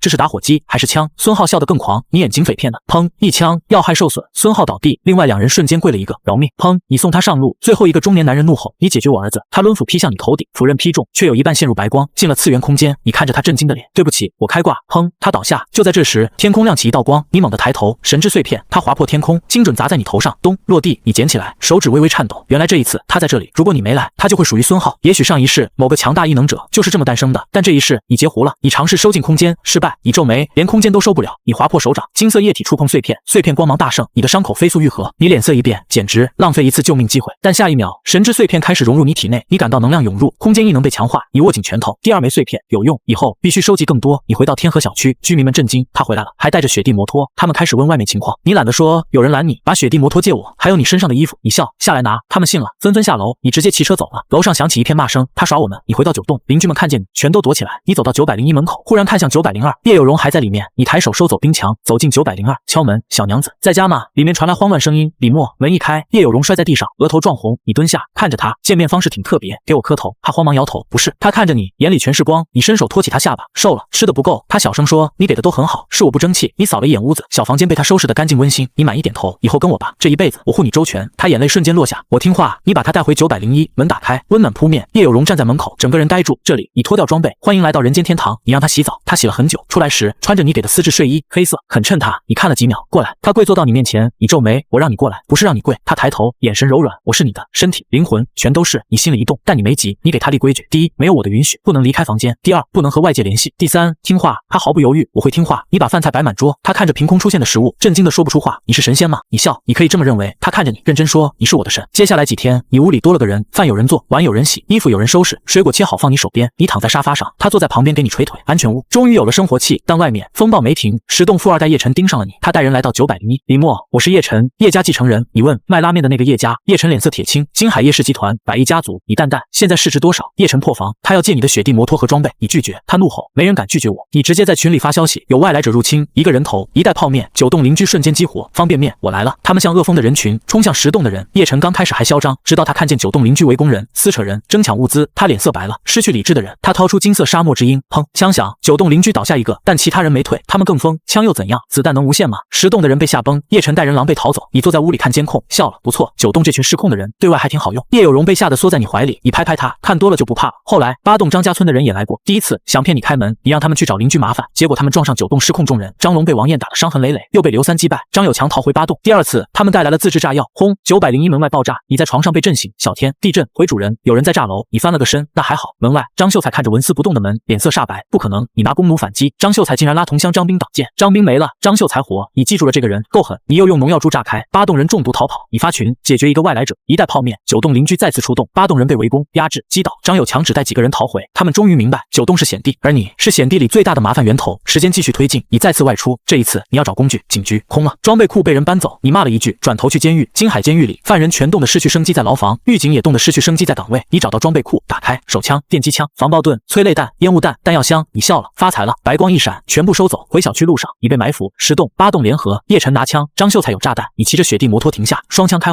一枪一个，敌人以为你子弹有限，但你弹匣一个接一个换，他们傻了，他到底有多少子弹？叶晨丢炸弹，轰，雪地炸开，你毫发无损，他们下风，你继续开。敌人没的没，逃的逃，回到9栋，邻居们立刻邀功。李默，我们给你报信了，我们是自己人啊！你看着他们，突然有了新想法，以后谁抵抗外来者，我给食物。邻居们跪了，话事人李默就是9栋话事人。你看着他们，声音平静，记住，我手下不养弱者，可他们终究是不堪一击。没过多久，叶晨、张有强、张秀才再次联手，这一次他们带来了镁条，能高温燃烧，足以伤到安全屋。你第一次认真了。叶晨在门外炫耀，李默，认识这东西吗？你立刻行动，热水喷出，镁条被打湿发热。叶晨手一烫，丢在地上，你抓住机会，喷火器点燃，轰，刺目白光炸开，门外众人被强光逼得闭眼，你趁机丢出烟雾弹。浓烟灌满楼道，嗨咳，什么东西？撤！他们想跑，你又把烟雾弹传送到楼下，浓烟追着他们，有人倒下，有人窒息，有人踩中燃烧的镁，直接起火。张有强撑不住了，临终前他抓住张秀才，别再招惹李默，千万别！然后没了声息。张秀才看着他，眼神空了，叔，你没了，那我最后一点人性也没了。他逃回8栋，叶晨也逃回10栋，他彻底怕了。李默不是一般人，他不能惹。9栋邻居趁乱躲了，等敌人退了，他们又回来。胡元陪着笑到901门口，话事人，你太威武了，今天食物什么时候发？你冷笑，你们出力了。胡元尴尬，我们至少牵制了敌人。你声音冷下去，从今天开始不再免费发食物。门外瞬间慌了，不要啊，我们会饿坏。李默，通融一下，你直接给规则，解决一个外来敌人，换一份食物，拿功劳来换。我李默手下不养闲人。邻居们脸色惨白，他们知道以后要吃饭就得拿命换。晚上，叶有容看你的眼神变得复杂，你问怎么？他犹豫很久，你能不能不要对我这么好？你愣住，什么？他低头，声音发颤，你对我越好，我越害怕，我觉得自己不配，好像随时会掉下去。你看着他，明白了，他的世界塌过，被打、被冻、被困、被救，他已经不会正常接受晒腻。你越温柔，他越不安。你翻了心理书，对症，他需要明确位置，需要被安排，才有安全感。你放下书，语气冷下来，去做饭，他反而松了口气。好，从那天起，他更顺从，你也不再刻意温柔，他给你做饭、洗衣、捶腿、擦背，你使唤他，他反而安心。你看着他忙前忙后，心里生出一种怪异的满足。末世里，别人为一口饭发疯，你在安全屋里，有热饭，有热水，有人陪，有工具，有空间，这不是活着，这是碾压。几天后，吴厚德打来电话，声音虚弱的不像活人。李默，你能来我家一趟吗？再晚，我可能就不在了。你立刻穿装备，防弹衣、防寒服，手枪上膛。叶有容担心的看你要出去，你点头，去见一个快不行的人。小天，开门。你下到101，门自动打开，你一进去，闻到浓重药味，屋里不像家，更像私人病房。医疗床上，吴厚德瘦的只剩骨架，旁边是呼吸机。你皱眉，老吴，你怎么成这样了？他笑了笑，癌细胞扩散，末世前就晚期了。你陈生，为什么不早说？说了也没用，我只是多撑了1个月。你走近，你叫我来，是交代遗愿。吴厚德看着你，眼里还有光，是，但在此之前，我得先付报酬。你挑眉，什么报酬？吴厚德缓缓开口，2枚神之碎片。你瞳孔骤缩，整个房间瞬间安静。神之碎片2枚，你盯着他，老吴，你到底知道多少？吴厚德把那张纸条塞进你手里时，手抖得厉害。给你2枚神之碎片当报酬，帮我照顾我孙女。你瞳孔一缩，什么？你差点脱口而出，难道不是只有我一个天选之人？话到嘴边硬生生刹住，简直差点露馅。吴厚德喘着粗气，像抬快散架的破风箱，大惊小怪。你不会以为这世上就你一个捡到宝吧？你心念急转，老家伙在诈我，还是真知道些什么？你能跟我具体说说吗？你搬来椅子坐下，决定先套话。他没时间了，坐标、时间都写在了纸上，一枚1个月前已坠落，另一枚3天后会砸在研究所附近。报酬是2枚碎片，条件是照顾他那个泡在培养皿里的孙女吴子贤。老吴，你盯着他，你为什么不自己用碎片治你的癌，治你孙女的病？吴厚德猛地瞪大眼，整个人都僵住了。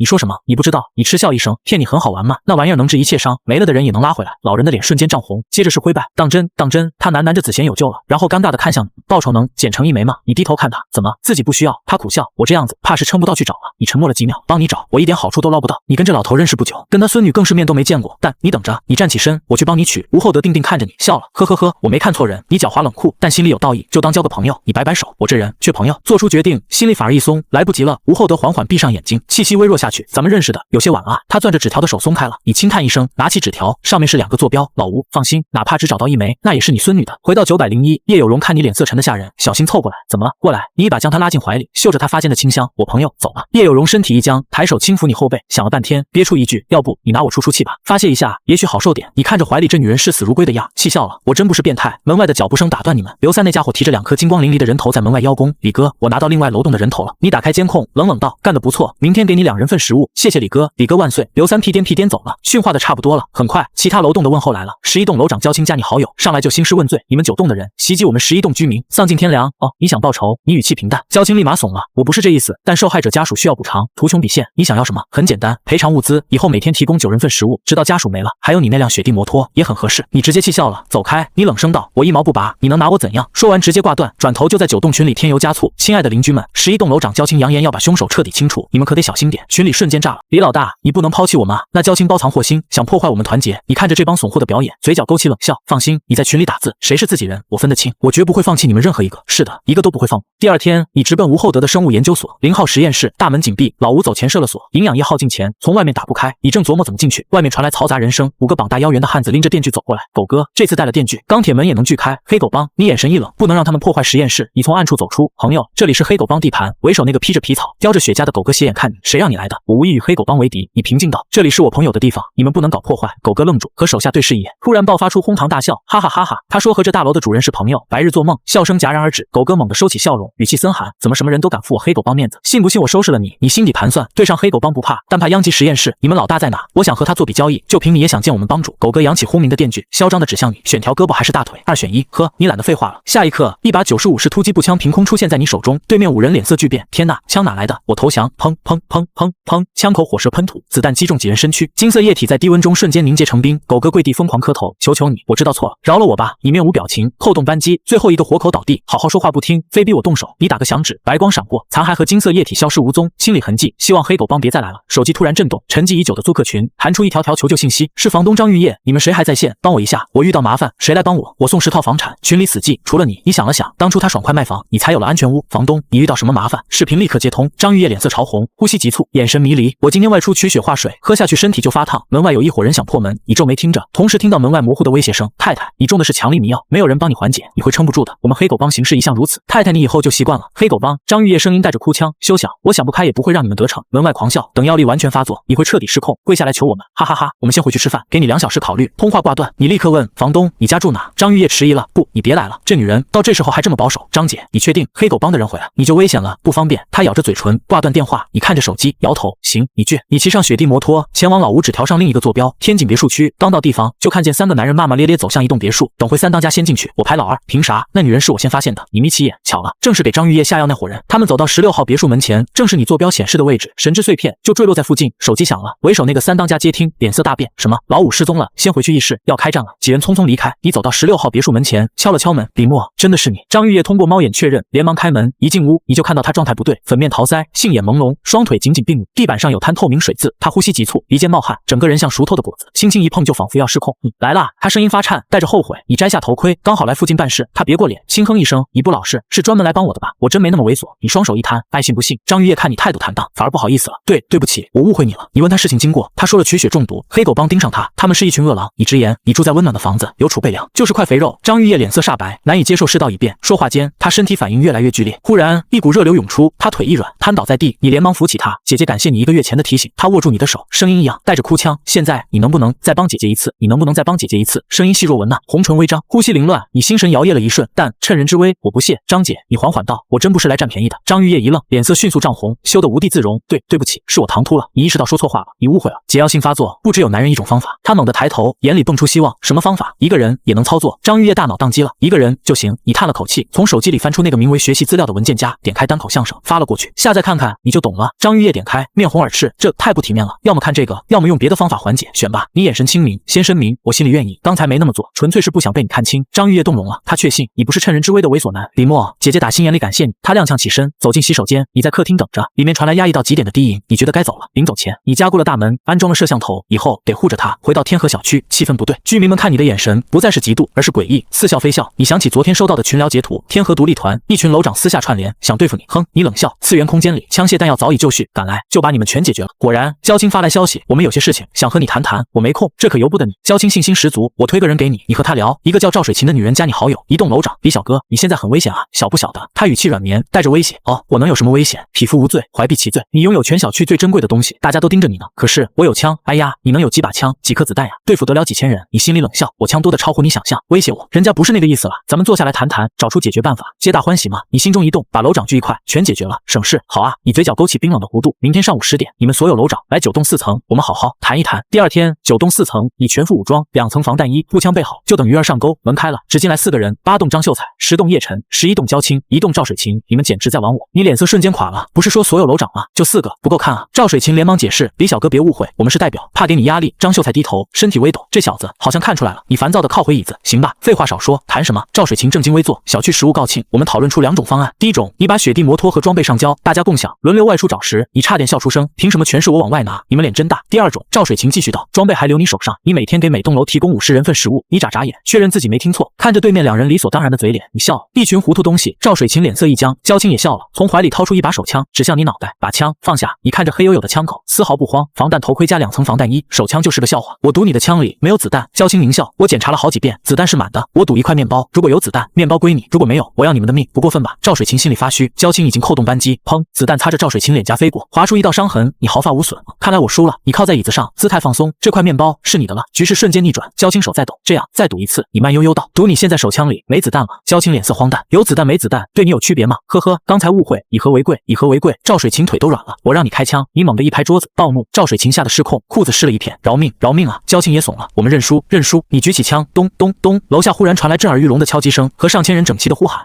要吃的。交青脸上露出狂喜，援军到了。他站起身，整理衣服，嗨，我先回去了，你好好考虑。砰，子弹击中他的胸膛。交青难以置信的转身，瞪着你倒地。援军，你走到窗前，看着楼下密密麻麻如同蚁群的人群，冷笑，所以你们还是没了吧？你转身，从旁边柜子里拎出一箱手榴弹。赵水琴瞳孔骤缩，手榴弹。你拿起一颗，拔掉拉环，从窗户扔了下去。楼下众人还在叫嚣，李默交出装备。黑色的金属块坠落，咦，那是什么？风剧烈的爆炸，火光吞噬方圆3米，人群被瞬间掀翻，惊叫四起，人群瞬间崩溃，哭喊奔逃，踩踏无数。你掏出步枪，对着下面疯狂逃窜的人群开始点射，砰砰砰，每一声枪响就放倒一人。3分钟后，楼下只剩一地狼藉和残骸，至少上百人被踩踏失去生机，原本喧闹的人群变成满地狼藉。你收起枪，看向吓傻的赵水琴，现在呢？改变主意了吗？赵水琴哆嗦着联系其他楼长，很快他颤抖着说，同意了，用劳动换食物。行，你点头，明天开始，所有人出来清理积雪，干完活，每栋楼领10人份食物。坑挖好了。第二天，天河小区热闹起来，居民们被驱赶出来，在零下90度的严寒中铲雪，很多人坚持不住，倒地就成了冰雕。你站在安全屋窗前，喝着咖啡，悠闲观看。傍晚，你发放食物，新楼长们欢天喜地。5栋的新楼长付京东，21栋的方旭楼栋又换了一波人，昨晚暴动，伤亡超过300，你只用1点食物就解决了这么多人，而且这还只是开始。你再次前往天井别墅区1号别墅，马有峰花费80亿建造的末日超级堡垒，叶晨临死前用这个信息和你交易，拿下他全家。你冒充公务员，从2号别墅的富二代佘俊杰嘴里套出些信息，顺手把他和女伴解决了。然后你加上了1号别墅里马有峰的儿子马德的飞信，这糊涂东西冒充佘俊杰，想骗你粮食。你将计就计，扮演暴发户矿主，他朋友圈发着过时的红酒牛排照，吹嘘自家营养师。你发了一锅热气腾腾的白米饭，配上盛带大米背景，饥饿让他露出了马脚。他急不可耐地邀请你，兄弟，来我这一趟，我把唐伯虎真迹送你，顺便带点吃的来，就当买了。鱼儿咬钩了，你全副武装来到1号别墅，门开了，马德张开双臂，门在身后关闭，交出你所有食物，我就饶你不死。你懒得理他，四下打量属于自己的堡垒，装修态度得改。马德掏出一把黄金沙漠之鹰，指向你，我赌你的枪里没有子弹。你淡淡道。马德扣动扳机，砰，子弹在你身前被一片白光吞噬，消失不见。马德瞪大眼，又开一枪，同样消失，怎么可能？你上前像拖着手下败将一样把他拖到客厅，地上一个被折磨得不成人样的女人被捆绑着，以屈辱的姿势固定。你想怎么处置她？你问女人。女人眼里爆发出滔天恨意，用那根棍子。你拿起沾满污秽的棍子。马德崩溃求饶，不要，求你了，我有很多钱，都给你。女人挣扎着爬起来，夺过棍子。半个小时后，马德在绝望和剧痛中失去生机。女人对你跪下，谢谢你，让我报答你吧。他摸了摸自己破损的身体，凄然一笑，好像报答不了了呢。他踉跄起身，披着单薄的遮挡，走向门外。衣服外面很冷，你提醒，不用了。他头也不回，真的，谢谢了。门打开，凛冽的极寒涌入，他走了出去。2分钟后，冻成冰雕，仰望天空。你轻叹一声，将他收入次元空间安葬。这就是末世。现在，这座价值80亿的超级堡垒归你了。你切断原有服务器电源，换上自己己的人工智能子程序小小天系统更改完成，已清除所有源权限，整座堡垒只有主人您可以操控。你嘴角勾起，下一个目标是把该接的人都接进来。吴子贤、张玉叶、叶有荣，这末世终于有点意思了。你搬家了，李默，不是普通搬家，是从一个临时安全屋搬进真正为末世准备的超级堡垒。你站在1号别墅地下最深处，扫了一眼四周，没多停，空气顺，温度稳，能源循环，种植区能自给自足。你咧了咧嘴，行，以后就住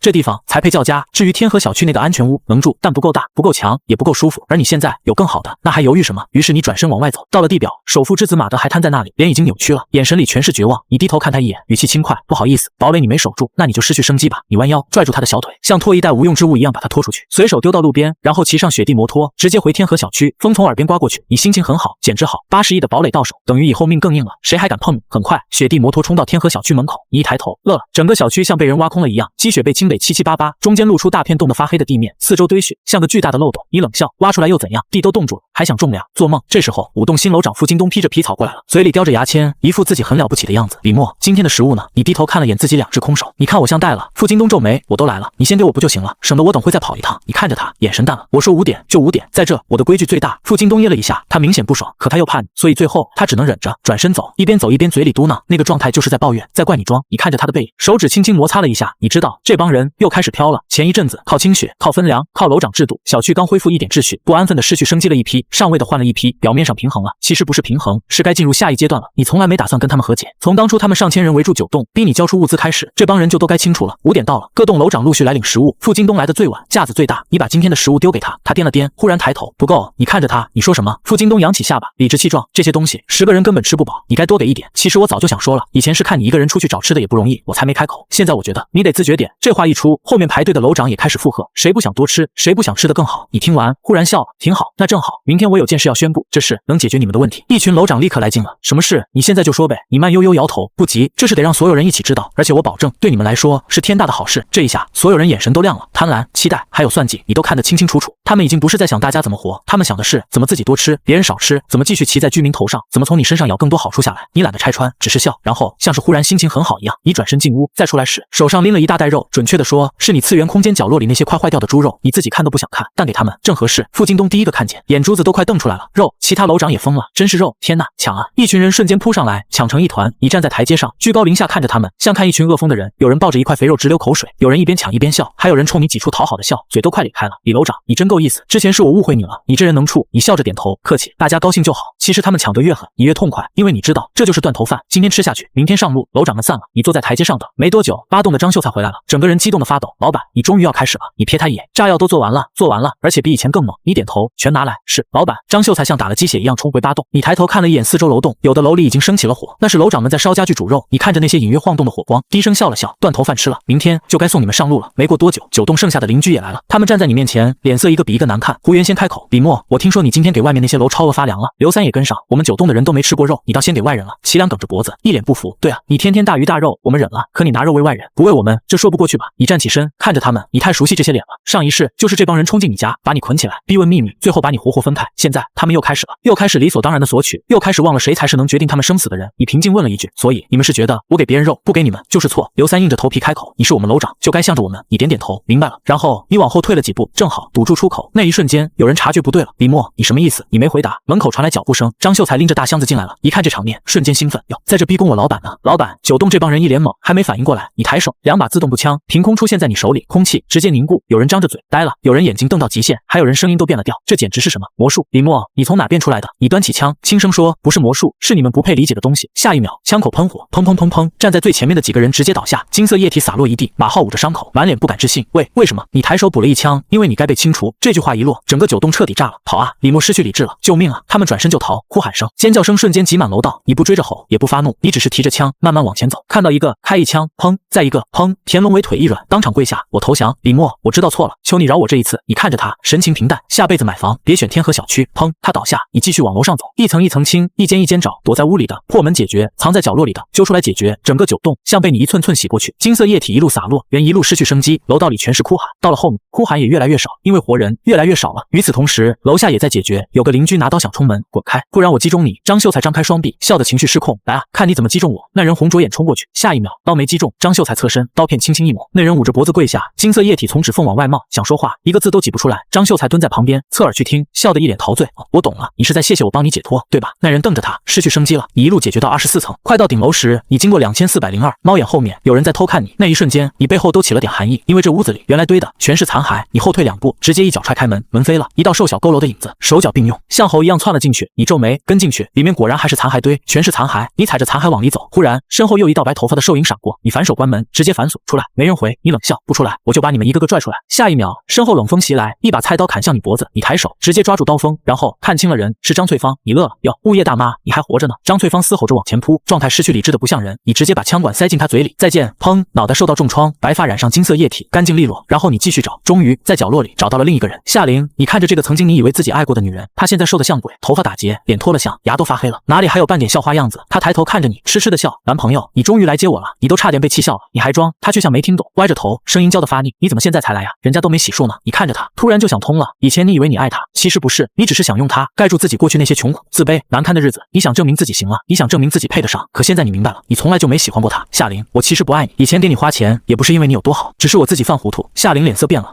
你在说什么？你盯着她，一字一句，你不是什么白月光，你高中那会儿就是个装纯的，是我看走眼了。夏琳终于绷不住了，她脸色扭曲，尖叫起来，凭什么？你凭什么一开始对我好，后来又变了？都是你！她扑上来，你抬手，枪托砸在她额头上，她倒下，再爬起来，再扑，然后脚下一绊，摔在地上，2颗门牙直接飞了出去。你走过去，抓住她的小腿，把她倒提起来，打开窗，冷风一下灌进来。夏琳终于怕了，尖叫的不像人，不要不要，李默，我错了，我真的错了。你看着窗外，淡淡说了一句，生活太苦，下辈子别来了，然后松手，他从24楼摔下去。这一刻，上一世的债终于了了。你长长吐出一口气，整个人都轻了。第二天，你把所有楼长和居民都骗到广场，你在楼上拿着引爆器，声音从大喇叭传出去。今天我要宣布一个天大的好消息，下面所有人都仰头看着你，一张张脸全是贪婪和期待。你笑了，然后按下按钮，你们脚下埋着炸药，轰，火光瞬间吞掉整个广场，1秒就1秒，几百人被掀飞，彻底崩溃，楼塌了，地裂了，人群也乱了，整个天河小区瞬间变成废墟，有人被震伤腿，趴在地上嚎，有人面部重创还在叫骂，有人捂着腹部，满地都是金色液体、火、杂物，哭喊。而你站在安全屋里，透过玻璃看着这一切，端起热咖啡喝了一口，舒服，太舒服了。这帮人终于失去生机了，可偏偏还有活下来的。他们知道了是你干的，于是他们怒了，失去理智了，红着眼往9栋冲。你就站在楼上，看着他们一边往上爬，一边被你布置的陷阱压制，火焰、农药、液氮、铝热剂、弓弩，一层一层击退他们。最后剩下的人终于爬上来，你走下去，开始补枪，一个不留，从楼上到楼下，从活着的到还喘气的全解决。最后整个天河小区失去生机的差不多了。你站在残骸中间，彻底把上一世今生的账算完了。你回到安全屋的时候，叶有容闻到了你身上的沉闷气息，他站在门口，脸色白了一下。你看他怕我？叶有容立刻摇头，不怕。他走过来抱住你，很紧，我只是有点不适应。你低头看他，他身子在轻轻发抖，但手没松。你笑了笑，摸过他后脑的头发，放心，我不会伤你。叶有容把脸埋进你胸口，我知道。他声音很轻，你是我的依靠。你没再说什么，外面是死城，屋里是温暖。你忽然觉得这才像人过的日子。不过天河小区已经不适合久住了，你要搬去1号别墅，搬进那个真正属于你的超级堡垒。第二天你醒来，站在落地窗前，9栋空了，整个天河小区也安静的像坟场。你看着外面，心里只有一个念头，结束了。上一世被分开的痛终于结束了，今生被围攻、被威胁、被索取也结束了。从今天起，你不欠任何人，也不怕任何人。你回头看见叶有容还在睡，她蜷在被子里，像一只被你养熟的小动物。你走过去拍了拍她，今天准备收拾，我们搬家。叶有容迷迷糊糊睁眼，搬去哪里？1号别墅。她愣了一下，就是你之前说的那个超级堡垒。你点头，比这里大，比这里安全，以后不用再守着这破小区了。叶有容眼睛亮了一下，又很快暗下去。她看了一眼这间安全屋，这里是她从绝望里活下来的地方，也是她真正依附你的地方。她舍不得，你看出来了？怎么舍不得？叶有容轻轻点头，这里有很多回忆。你笑了，人活着才有回忆，地方不重要。她看着你，忽然笑了，有你在的地方就是家。你愣了一下，然后伸手揉了揉她脑袋，这话我爱听。你没让她立刻搬，先自己去1号别墅布置。别墅里原来的东西你全看不上，马德留下的家具、装饰、私人用品，统统收进次元空间，无用之物全是无用之物。你要换新的床、沙发、地毯、餐桌、娱乐室、电影房、健身房、地下堡垒的控制系统，你一样样检查，一样样替换。次元空间里有整座物流园的物资，你像开盲盒一样往外挑。然后你翻到一张床垫，海思腾，标价400多万。你挑眉，好家伙，一张床垫400万，以前是真有人钱多到没地方花，可现在它归你了。你直接把原床扔掉，换上新的，再配一张上百万的床架，卧室一下子就有了味道。你满意点头，这才像话。中午，张玉叶打来电话，你在天井别墅区吗？在，过来吃饭吧。你没多想，放下东西就去16号别墅。一进门，饭菜已经摆好，你吃了一口，抬头，玉叶，你这厨艺真是绝了。张玉叶脸色微微不自然，喜欢就多吃点。你没看出问题，实际上这桌菜根本不是他做的，是他侄女小鱼儿做的，而小鱼儿此刻就藏在阁楼里，正捂着嘴偷笑。你不知道，张玉叶也不敢说。你吃完饭直接开口，过几天我就搬到1号别墅，你也别住这了，跟我一起。张玉叶拿筷子的手一顿，你说什么？搬一起？你说的理所当然，那边安全，空间也大，以后不用担心有人闯进来。张玉叶眼神躲了一下，太快了。你看着他，哪里快？你是不是还有事瞒着我？张玉叶心里一紧，他当然有事瞒你，阁楼里还藏着一个小姑娘呢，他还没想好怎么跟你介绍。没有，他声音轻了点，只是我还没准备好。你盯着他看了几秒，没逼他。行，我等你。张张玉叶松了一口气，可下一秒你起身走到他身边，不过饭吃完了，总得收点利息。张玉叶脸色瞬间红了，你又想干嘛？你弯腰把他抱起来，想你混蛋！他低声怪你，却没有真推开。你离开16号别墅的时候，张玉叶还躺在床上，累得连手指都不想动。他瞪着你，你以后不准再那样。你笑哪样？就是那种不像人的姿势。你差点笑出声。他认真极了，我看过动物世界，那是动物才会做的。你点头，人也是动物。张玉叶气得眼眶都红了。你走开！你亲了他一下，下次听你的。他信了，你自己心里笑了。下次再说。你回到1号别墅继续布置，直到傍晚才骑车回天河小区。可刚到半路，你听到了远处传来骚乱声，有人在喊，有人在骂，还有枪声。你刹车，收起雪地摩托，悄悄靠近。很快，你看见一伙人，黑狗帮。你之前跟他们打过不少交道，解决过他们的人，抢过他们的东西，只是他们不知道，此刻黑狗帮正在围攻另一伙人。对方急了，掏出一枚手榴弹，在逼我。大家一起失去生机。可下一秒，黑狗帮那边一个壮汉走了出来，他身材本就魁梧，可随着他往前迈步，身体竟然开始暴涨，2米5，肌肉鼓起，皮肤下像藏着钢铁，黑色硬毛从皮肤里钻出来。那人一把抓起手榴弹，直接扔开，轰！手榴弹在半空炸了，冲击波扫过他，眼神瞬间冷了。异能者，终于遇到其他异能者了。壮汉猛地转头看向你藏身的方向，谁？出来！你走出去。路过，壮汉盯着你，胆子挺大。你笑，看热闹而已。他没有动手，也许是觉得你只是普通人，也许是懒得管。黑狗帮办事，闲人走开。你点头，这就走。你转身离开，脸上平静，心里却已经拉响警报。这世界不只有你一个特殊的人，碎片不止一块，异能者也不止你一个。而这个黑狗帮帮主明显不弱，你得更小心。回到天河小区，你感觉有人在暗处看你，那些漏网之鱼你懒得管，他们已经被你吓破胆了，翻不起了。安全屋里，叶有容已经做好饭，他坐在餐桌前等你。一见你回来，眼睛亮起来，你回来了，饭做好了。你脱装备，他主动上前帮你，你抬着手，任他伺候。明天搬家，叶有容动作一顿，这么快？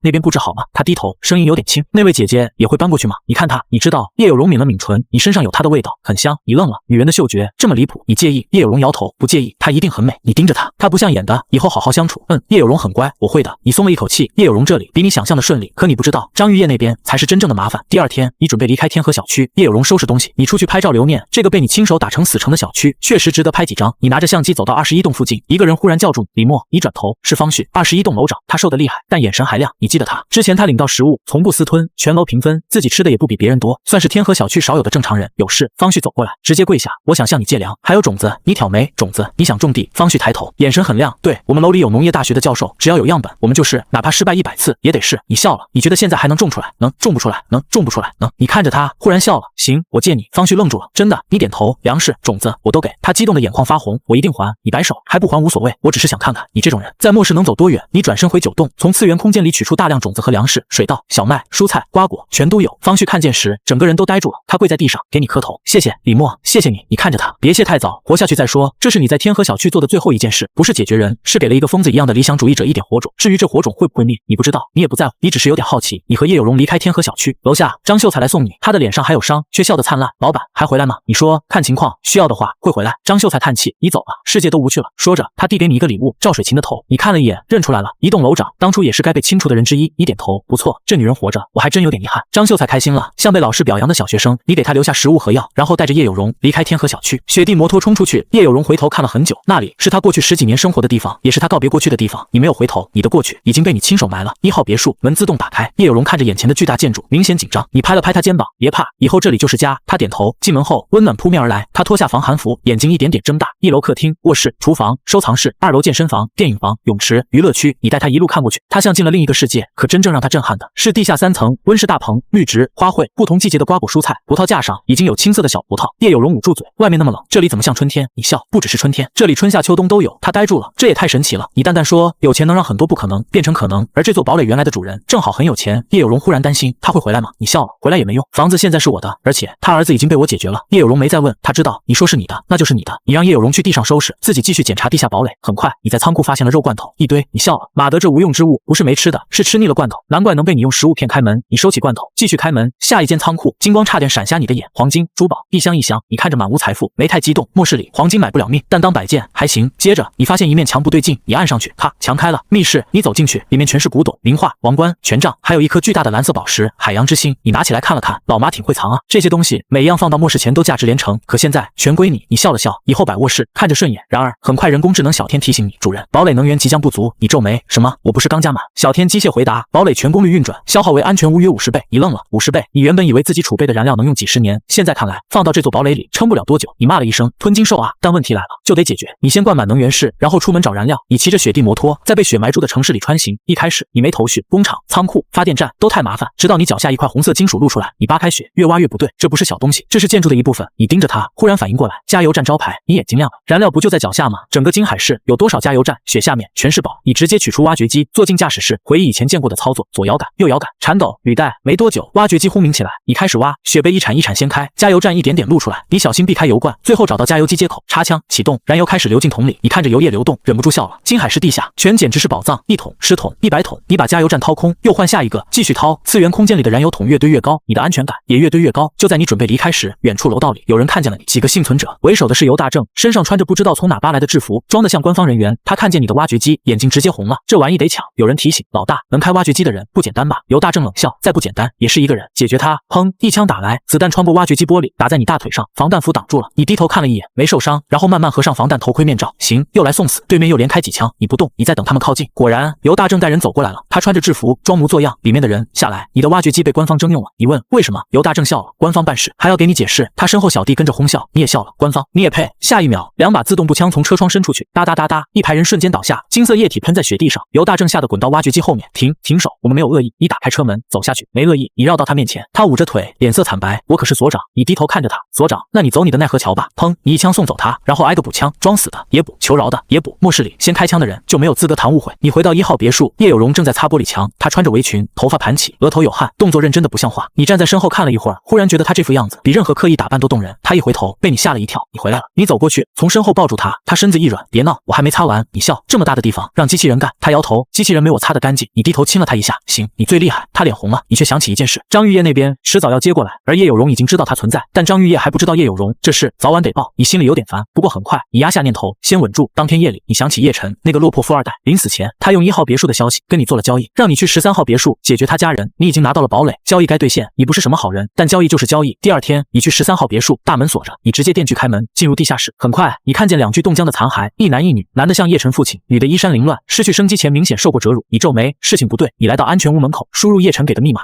错误，再输，错误，第3次还是错误。你眯起眼，安全屋已经易主了，里面有人，而且叶晨父母的失去生机多半就和里面的人有关。你刚准备动手，通话器响了，谁在外面？你捏着嗓子，我是叶晨。里面安静了一下，叶晨，那你说我身上的胎记在哪？你随口答，左边。里面笑了，差点让你蒙对，可惜在左胸。你脸一黑，耍我。里面的人声音变得讥讽，你装的一点都不像。叶晨早失去生机了吧？你没接话，反问你是谁？里面沉默片刻，你忽然明白了，叶欣婷，叶晨的姐姐。安全屋里那个女人不说话了，你继续，你解决了你爸和你后妈，然后霸占安全屋，挺狠啊。里面传来低笑，知道又怎样？我在里面，你在外面，你能奈我何？这话你熟，以前天河小区那些人攻你安全屋时，你也这么想过，可惜他遇到的是你。你拿出铝热剂贴在墙角，叶欣婷听见动静，声音变了，你在干什么？你点燃，吃，刺眼白光亮起，高温瞬间烧红墙体。安全屋里，叶欣婷终于慌了，你干了什么？停下，快停下！你站远一点，淡淡说，安全屋也不是无敌的，第1轮烧穿一个洞，第2轮直接把墙烧塌一大片。你弯腰钻进去，安全屋里很简陋，你推开卧室门，然后看见叶欣婷，她换了裙子，化了妆，端庄漂亮从容，像一位真正的豪门大小姐。她看着你，柔声说，来了。你挑眉，装。叶欣婷走过来，重新认识一下。叶欣婷，叶氏集团 CEO， 哈佛双学位，精通6国语言，我能帮你管理资源，也能帮你管理人。她靠近你，声音越来越软，当然关上门后我也可以让你满意。她靠在你身上，手指攀上你的肩，忘掉刚才的不愉快，我们重新开始。不得不说，她很会，太会了，眼神、声音、姿态，每一步都踩在男人的欲望上。可你只问了一句，你解决了你亲爸。叶欣婷动作顿了一下，又恢复温柔，忘掉这件事好吗？我以后只属于你。你盯着他，弑父害亲的人，我嫌脏。叶欣婷眼神一变，你抬手掐住他脖子，他惊恐挣扎，你手上用力，他脸色涨红，眼神从恐惧到绝望，又从绝望变得奇怪，最后他失去生机在你手里。你松开他，他倒在地上，你看了2秒，转身离开。叶晨的交易完成了，你从13号别墅出来，顺路去了16号别墅。张玉叶开门很慢，你进去后看见他神色有些慌，你没多想，他帮你脱外套时，忽然闻到你裤子上的味道，他动作停了，眼神一点点冷下来。李默，你是不是早就有女人？你沉默，他看着你，眼眶红了，回答我，你没撒谎。是，他叫叶有容。张玉叶脸色一下白了，他后退一步，所以我算什么？你想解释，可他抬手指向门口，走，玉叶，我让你走。他眼泪落下来，我张玉叶不是随便的女人，也不会跟别人共享男人。走，你看着他，没强迫，没争辩，你转身离开，门关上，里面传来压抑的哭声。你站在门外，沉默很久，然后低声说，我不会放弃你的。回到1号别墅，叶有容一眼看出你不对，发生什么了？你坐进沙发，他知道了。叶有容低头，他不接受。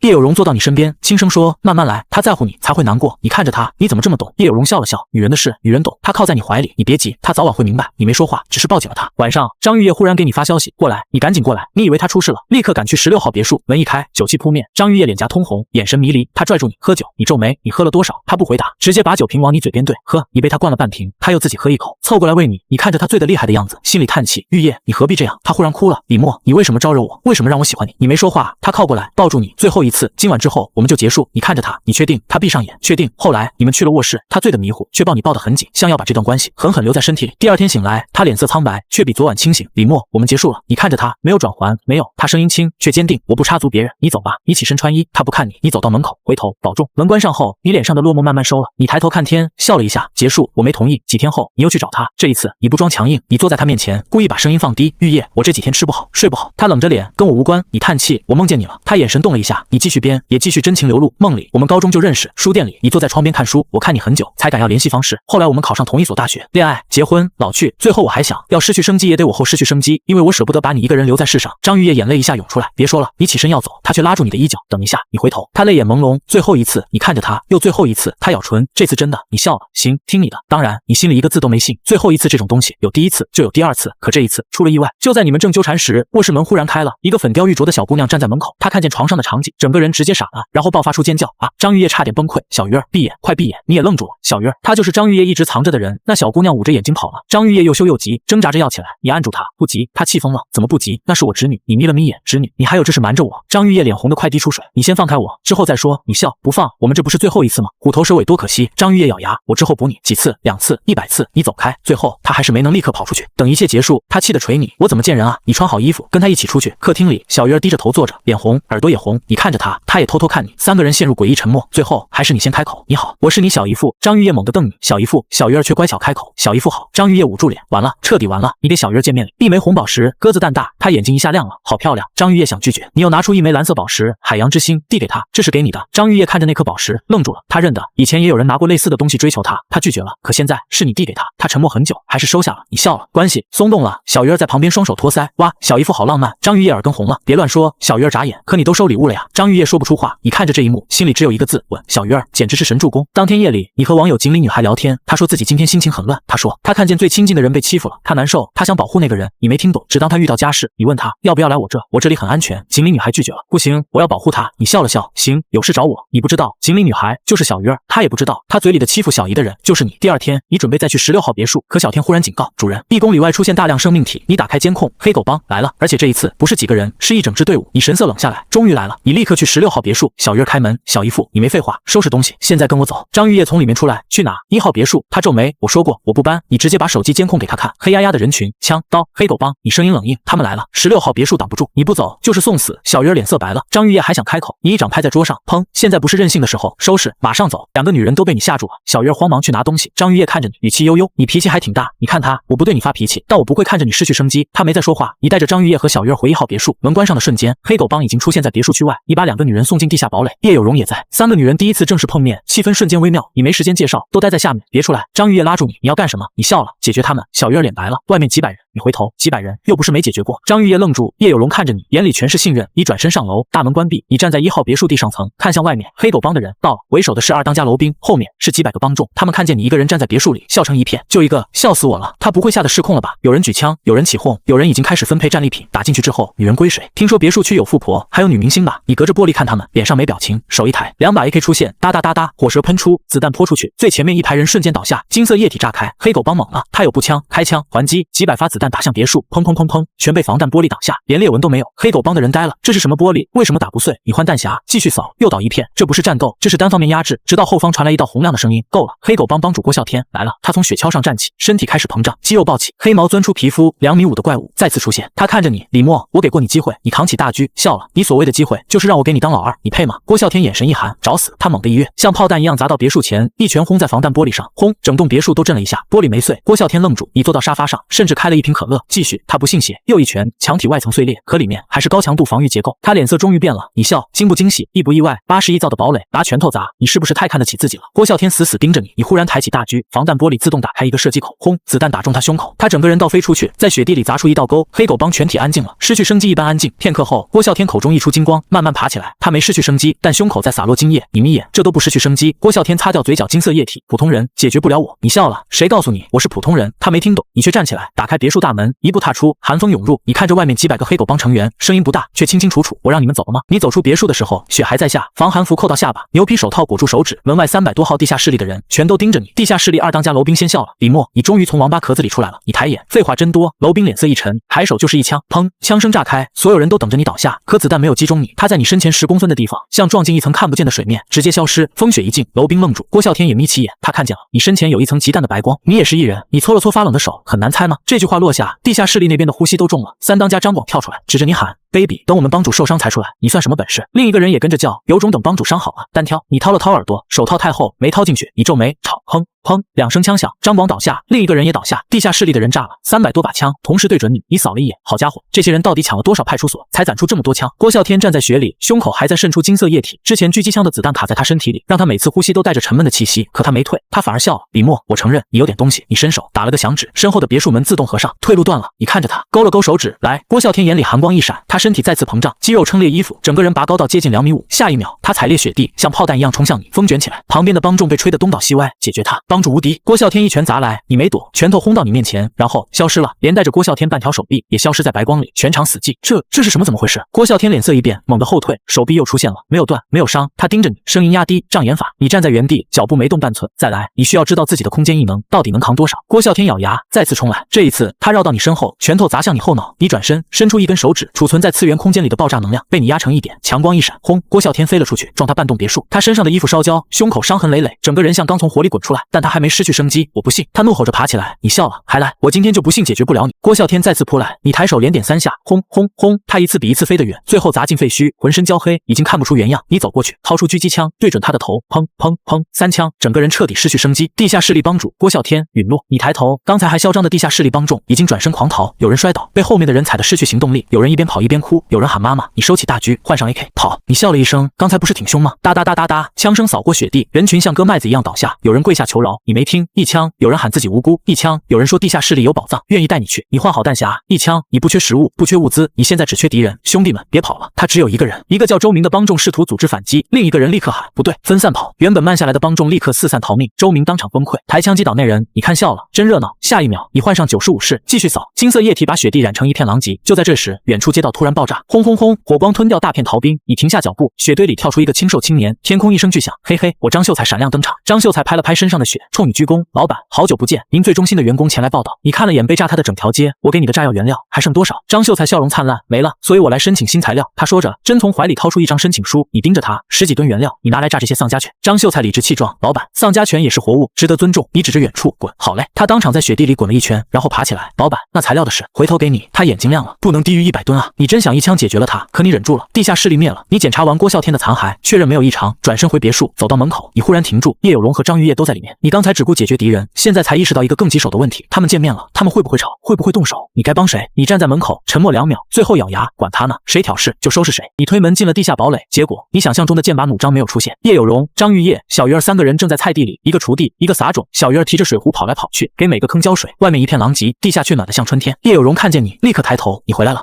顺利吗？还行。张玉叶看你一眼，又别开脸，气氛突然尴尬。你站在原地，要不我再上去解决几个人，你们继续。张玉叶白你一眼，叶有荣忍笑。小鱼儿左看看右看看，好奇怪哦，你更尴尬。叶有荣放下工具，走过来，饿了吧？我给你做饭。你立刻点头，张玉叶也站起来，我下面给你吃。小鱼儿震惊地看着他，他小姨做饭水平，他很清楚，所谓下面基本等于泡方便面。叶有荣温声说，还是我来吧。小鱼儿也举手，我也会。你打了个响指，餐桌上热气腾腾的一桌酒席凭空出现。小鱼儿，你刚才说什么？小鱼儿眨巴眼，没什么，你坐下就吃。3个女人却没动筷，她们刚才透过防弹玻璃看见外面的残骸和金色雪地，全吐了。你理解，但你必须说清楚。你放下筷子，擦了擦手。今天这场面你们不适应，很正常。3人看着你，你站起来。但现在就是这个世道，外面的人想活就会抢，抢不到就会解决别人。你看着他们，一字一句，你们住在这里就不用担心了，不用担心饿，不用担心被人拖出去，因为我会挡在前面，我会带你们活过这个极寒末世。叶有荣眼里发亮，张玉叶看你的眼神也变了。小鱼儿有点怕你，但也没再说要离开。当天晚上，问题来了，你睡呢？去叶有荣房间，张玉叶会不舒服。去张玉叶房间，小鱼儿死活抱着他不松手，嚷着害怕。最后你一个人睡，屋里明明有女人，还不止一个，你却睡空房。你躺在床上，生无可恋，这叫什么事？第二天一早，你出门找材料，张秀才把炸药原料挥霍干净，你得补货。你骑着雪地摩托在空城里穿梭，街道没人，商场没人，高楼像坟。你原本去找化学品，结果半路反应过来，你被自己蠢笑了。炸药原料不一定非得找违禁品，化肥也行。于是你转向郊区工业园，几个小时后，你搬空2家化肥厂，顺手把一批机器和发电机也收进次元空间。回城时，雪地太安静，你停下摩托，前方的雪面看似平整，却有被动过的痕迹，有埋伏。你刚想到这里，一声枪响，子弹直奔眉心，白光一闪，子弹消失。雪地里有人低声骂了一句：“大伯，枪太老了，不准啊！”你冷笑，这不是地下室里，地下室里刚灭，这里靠近河对岸的孙家村。看来那些菜农没全倒下。下一刻，4、5个人从雪里窜出来，他们脚踩木板，像滑雪一样绕着你跑，前方、左侧、后方都有人，唯独右边空着。你扫了一眼，拿我当野兽赶？没人回答。他们怪叫着绕圈，手里拿着老式枪，你掏枪朝其中一人开火，枪子弹打中对方胸口，发出金属声，那人摔倒又爬起来，哈哈大笑。没想到吧，我们也有防弹衣，你明白了？他们把钢板塞进衣服里，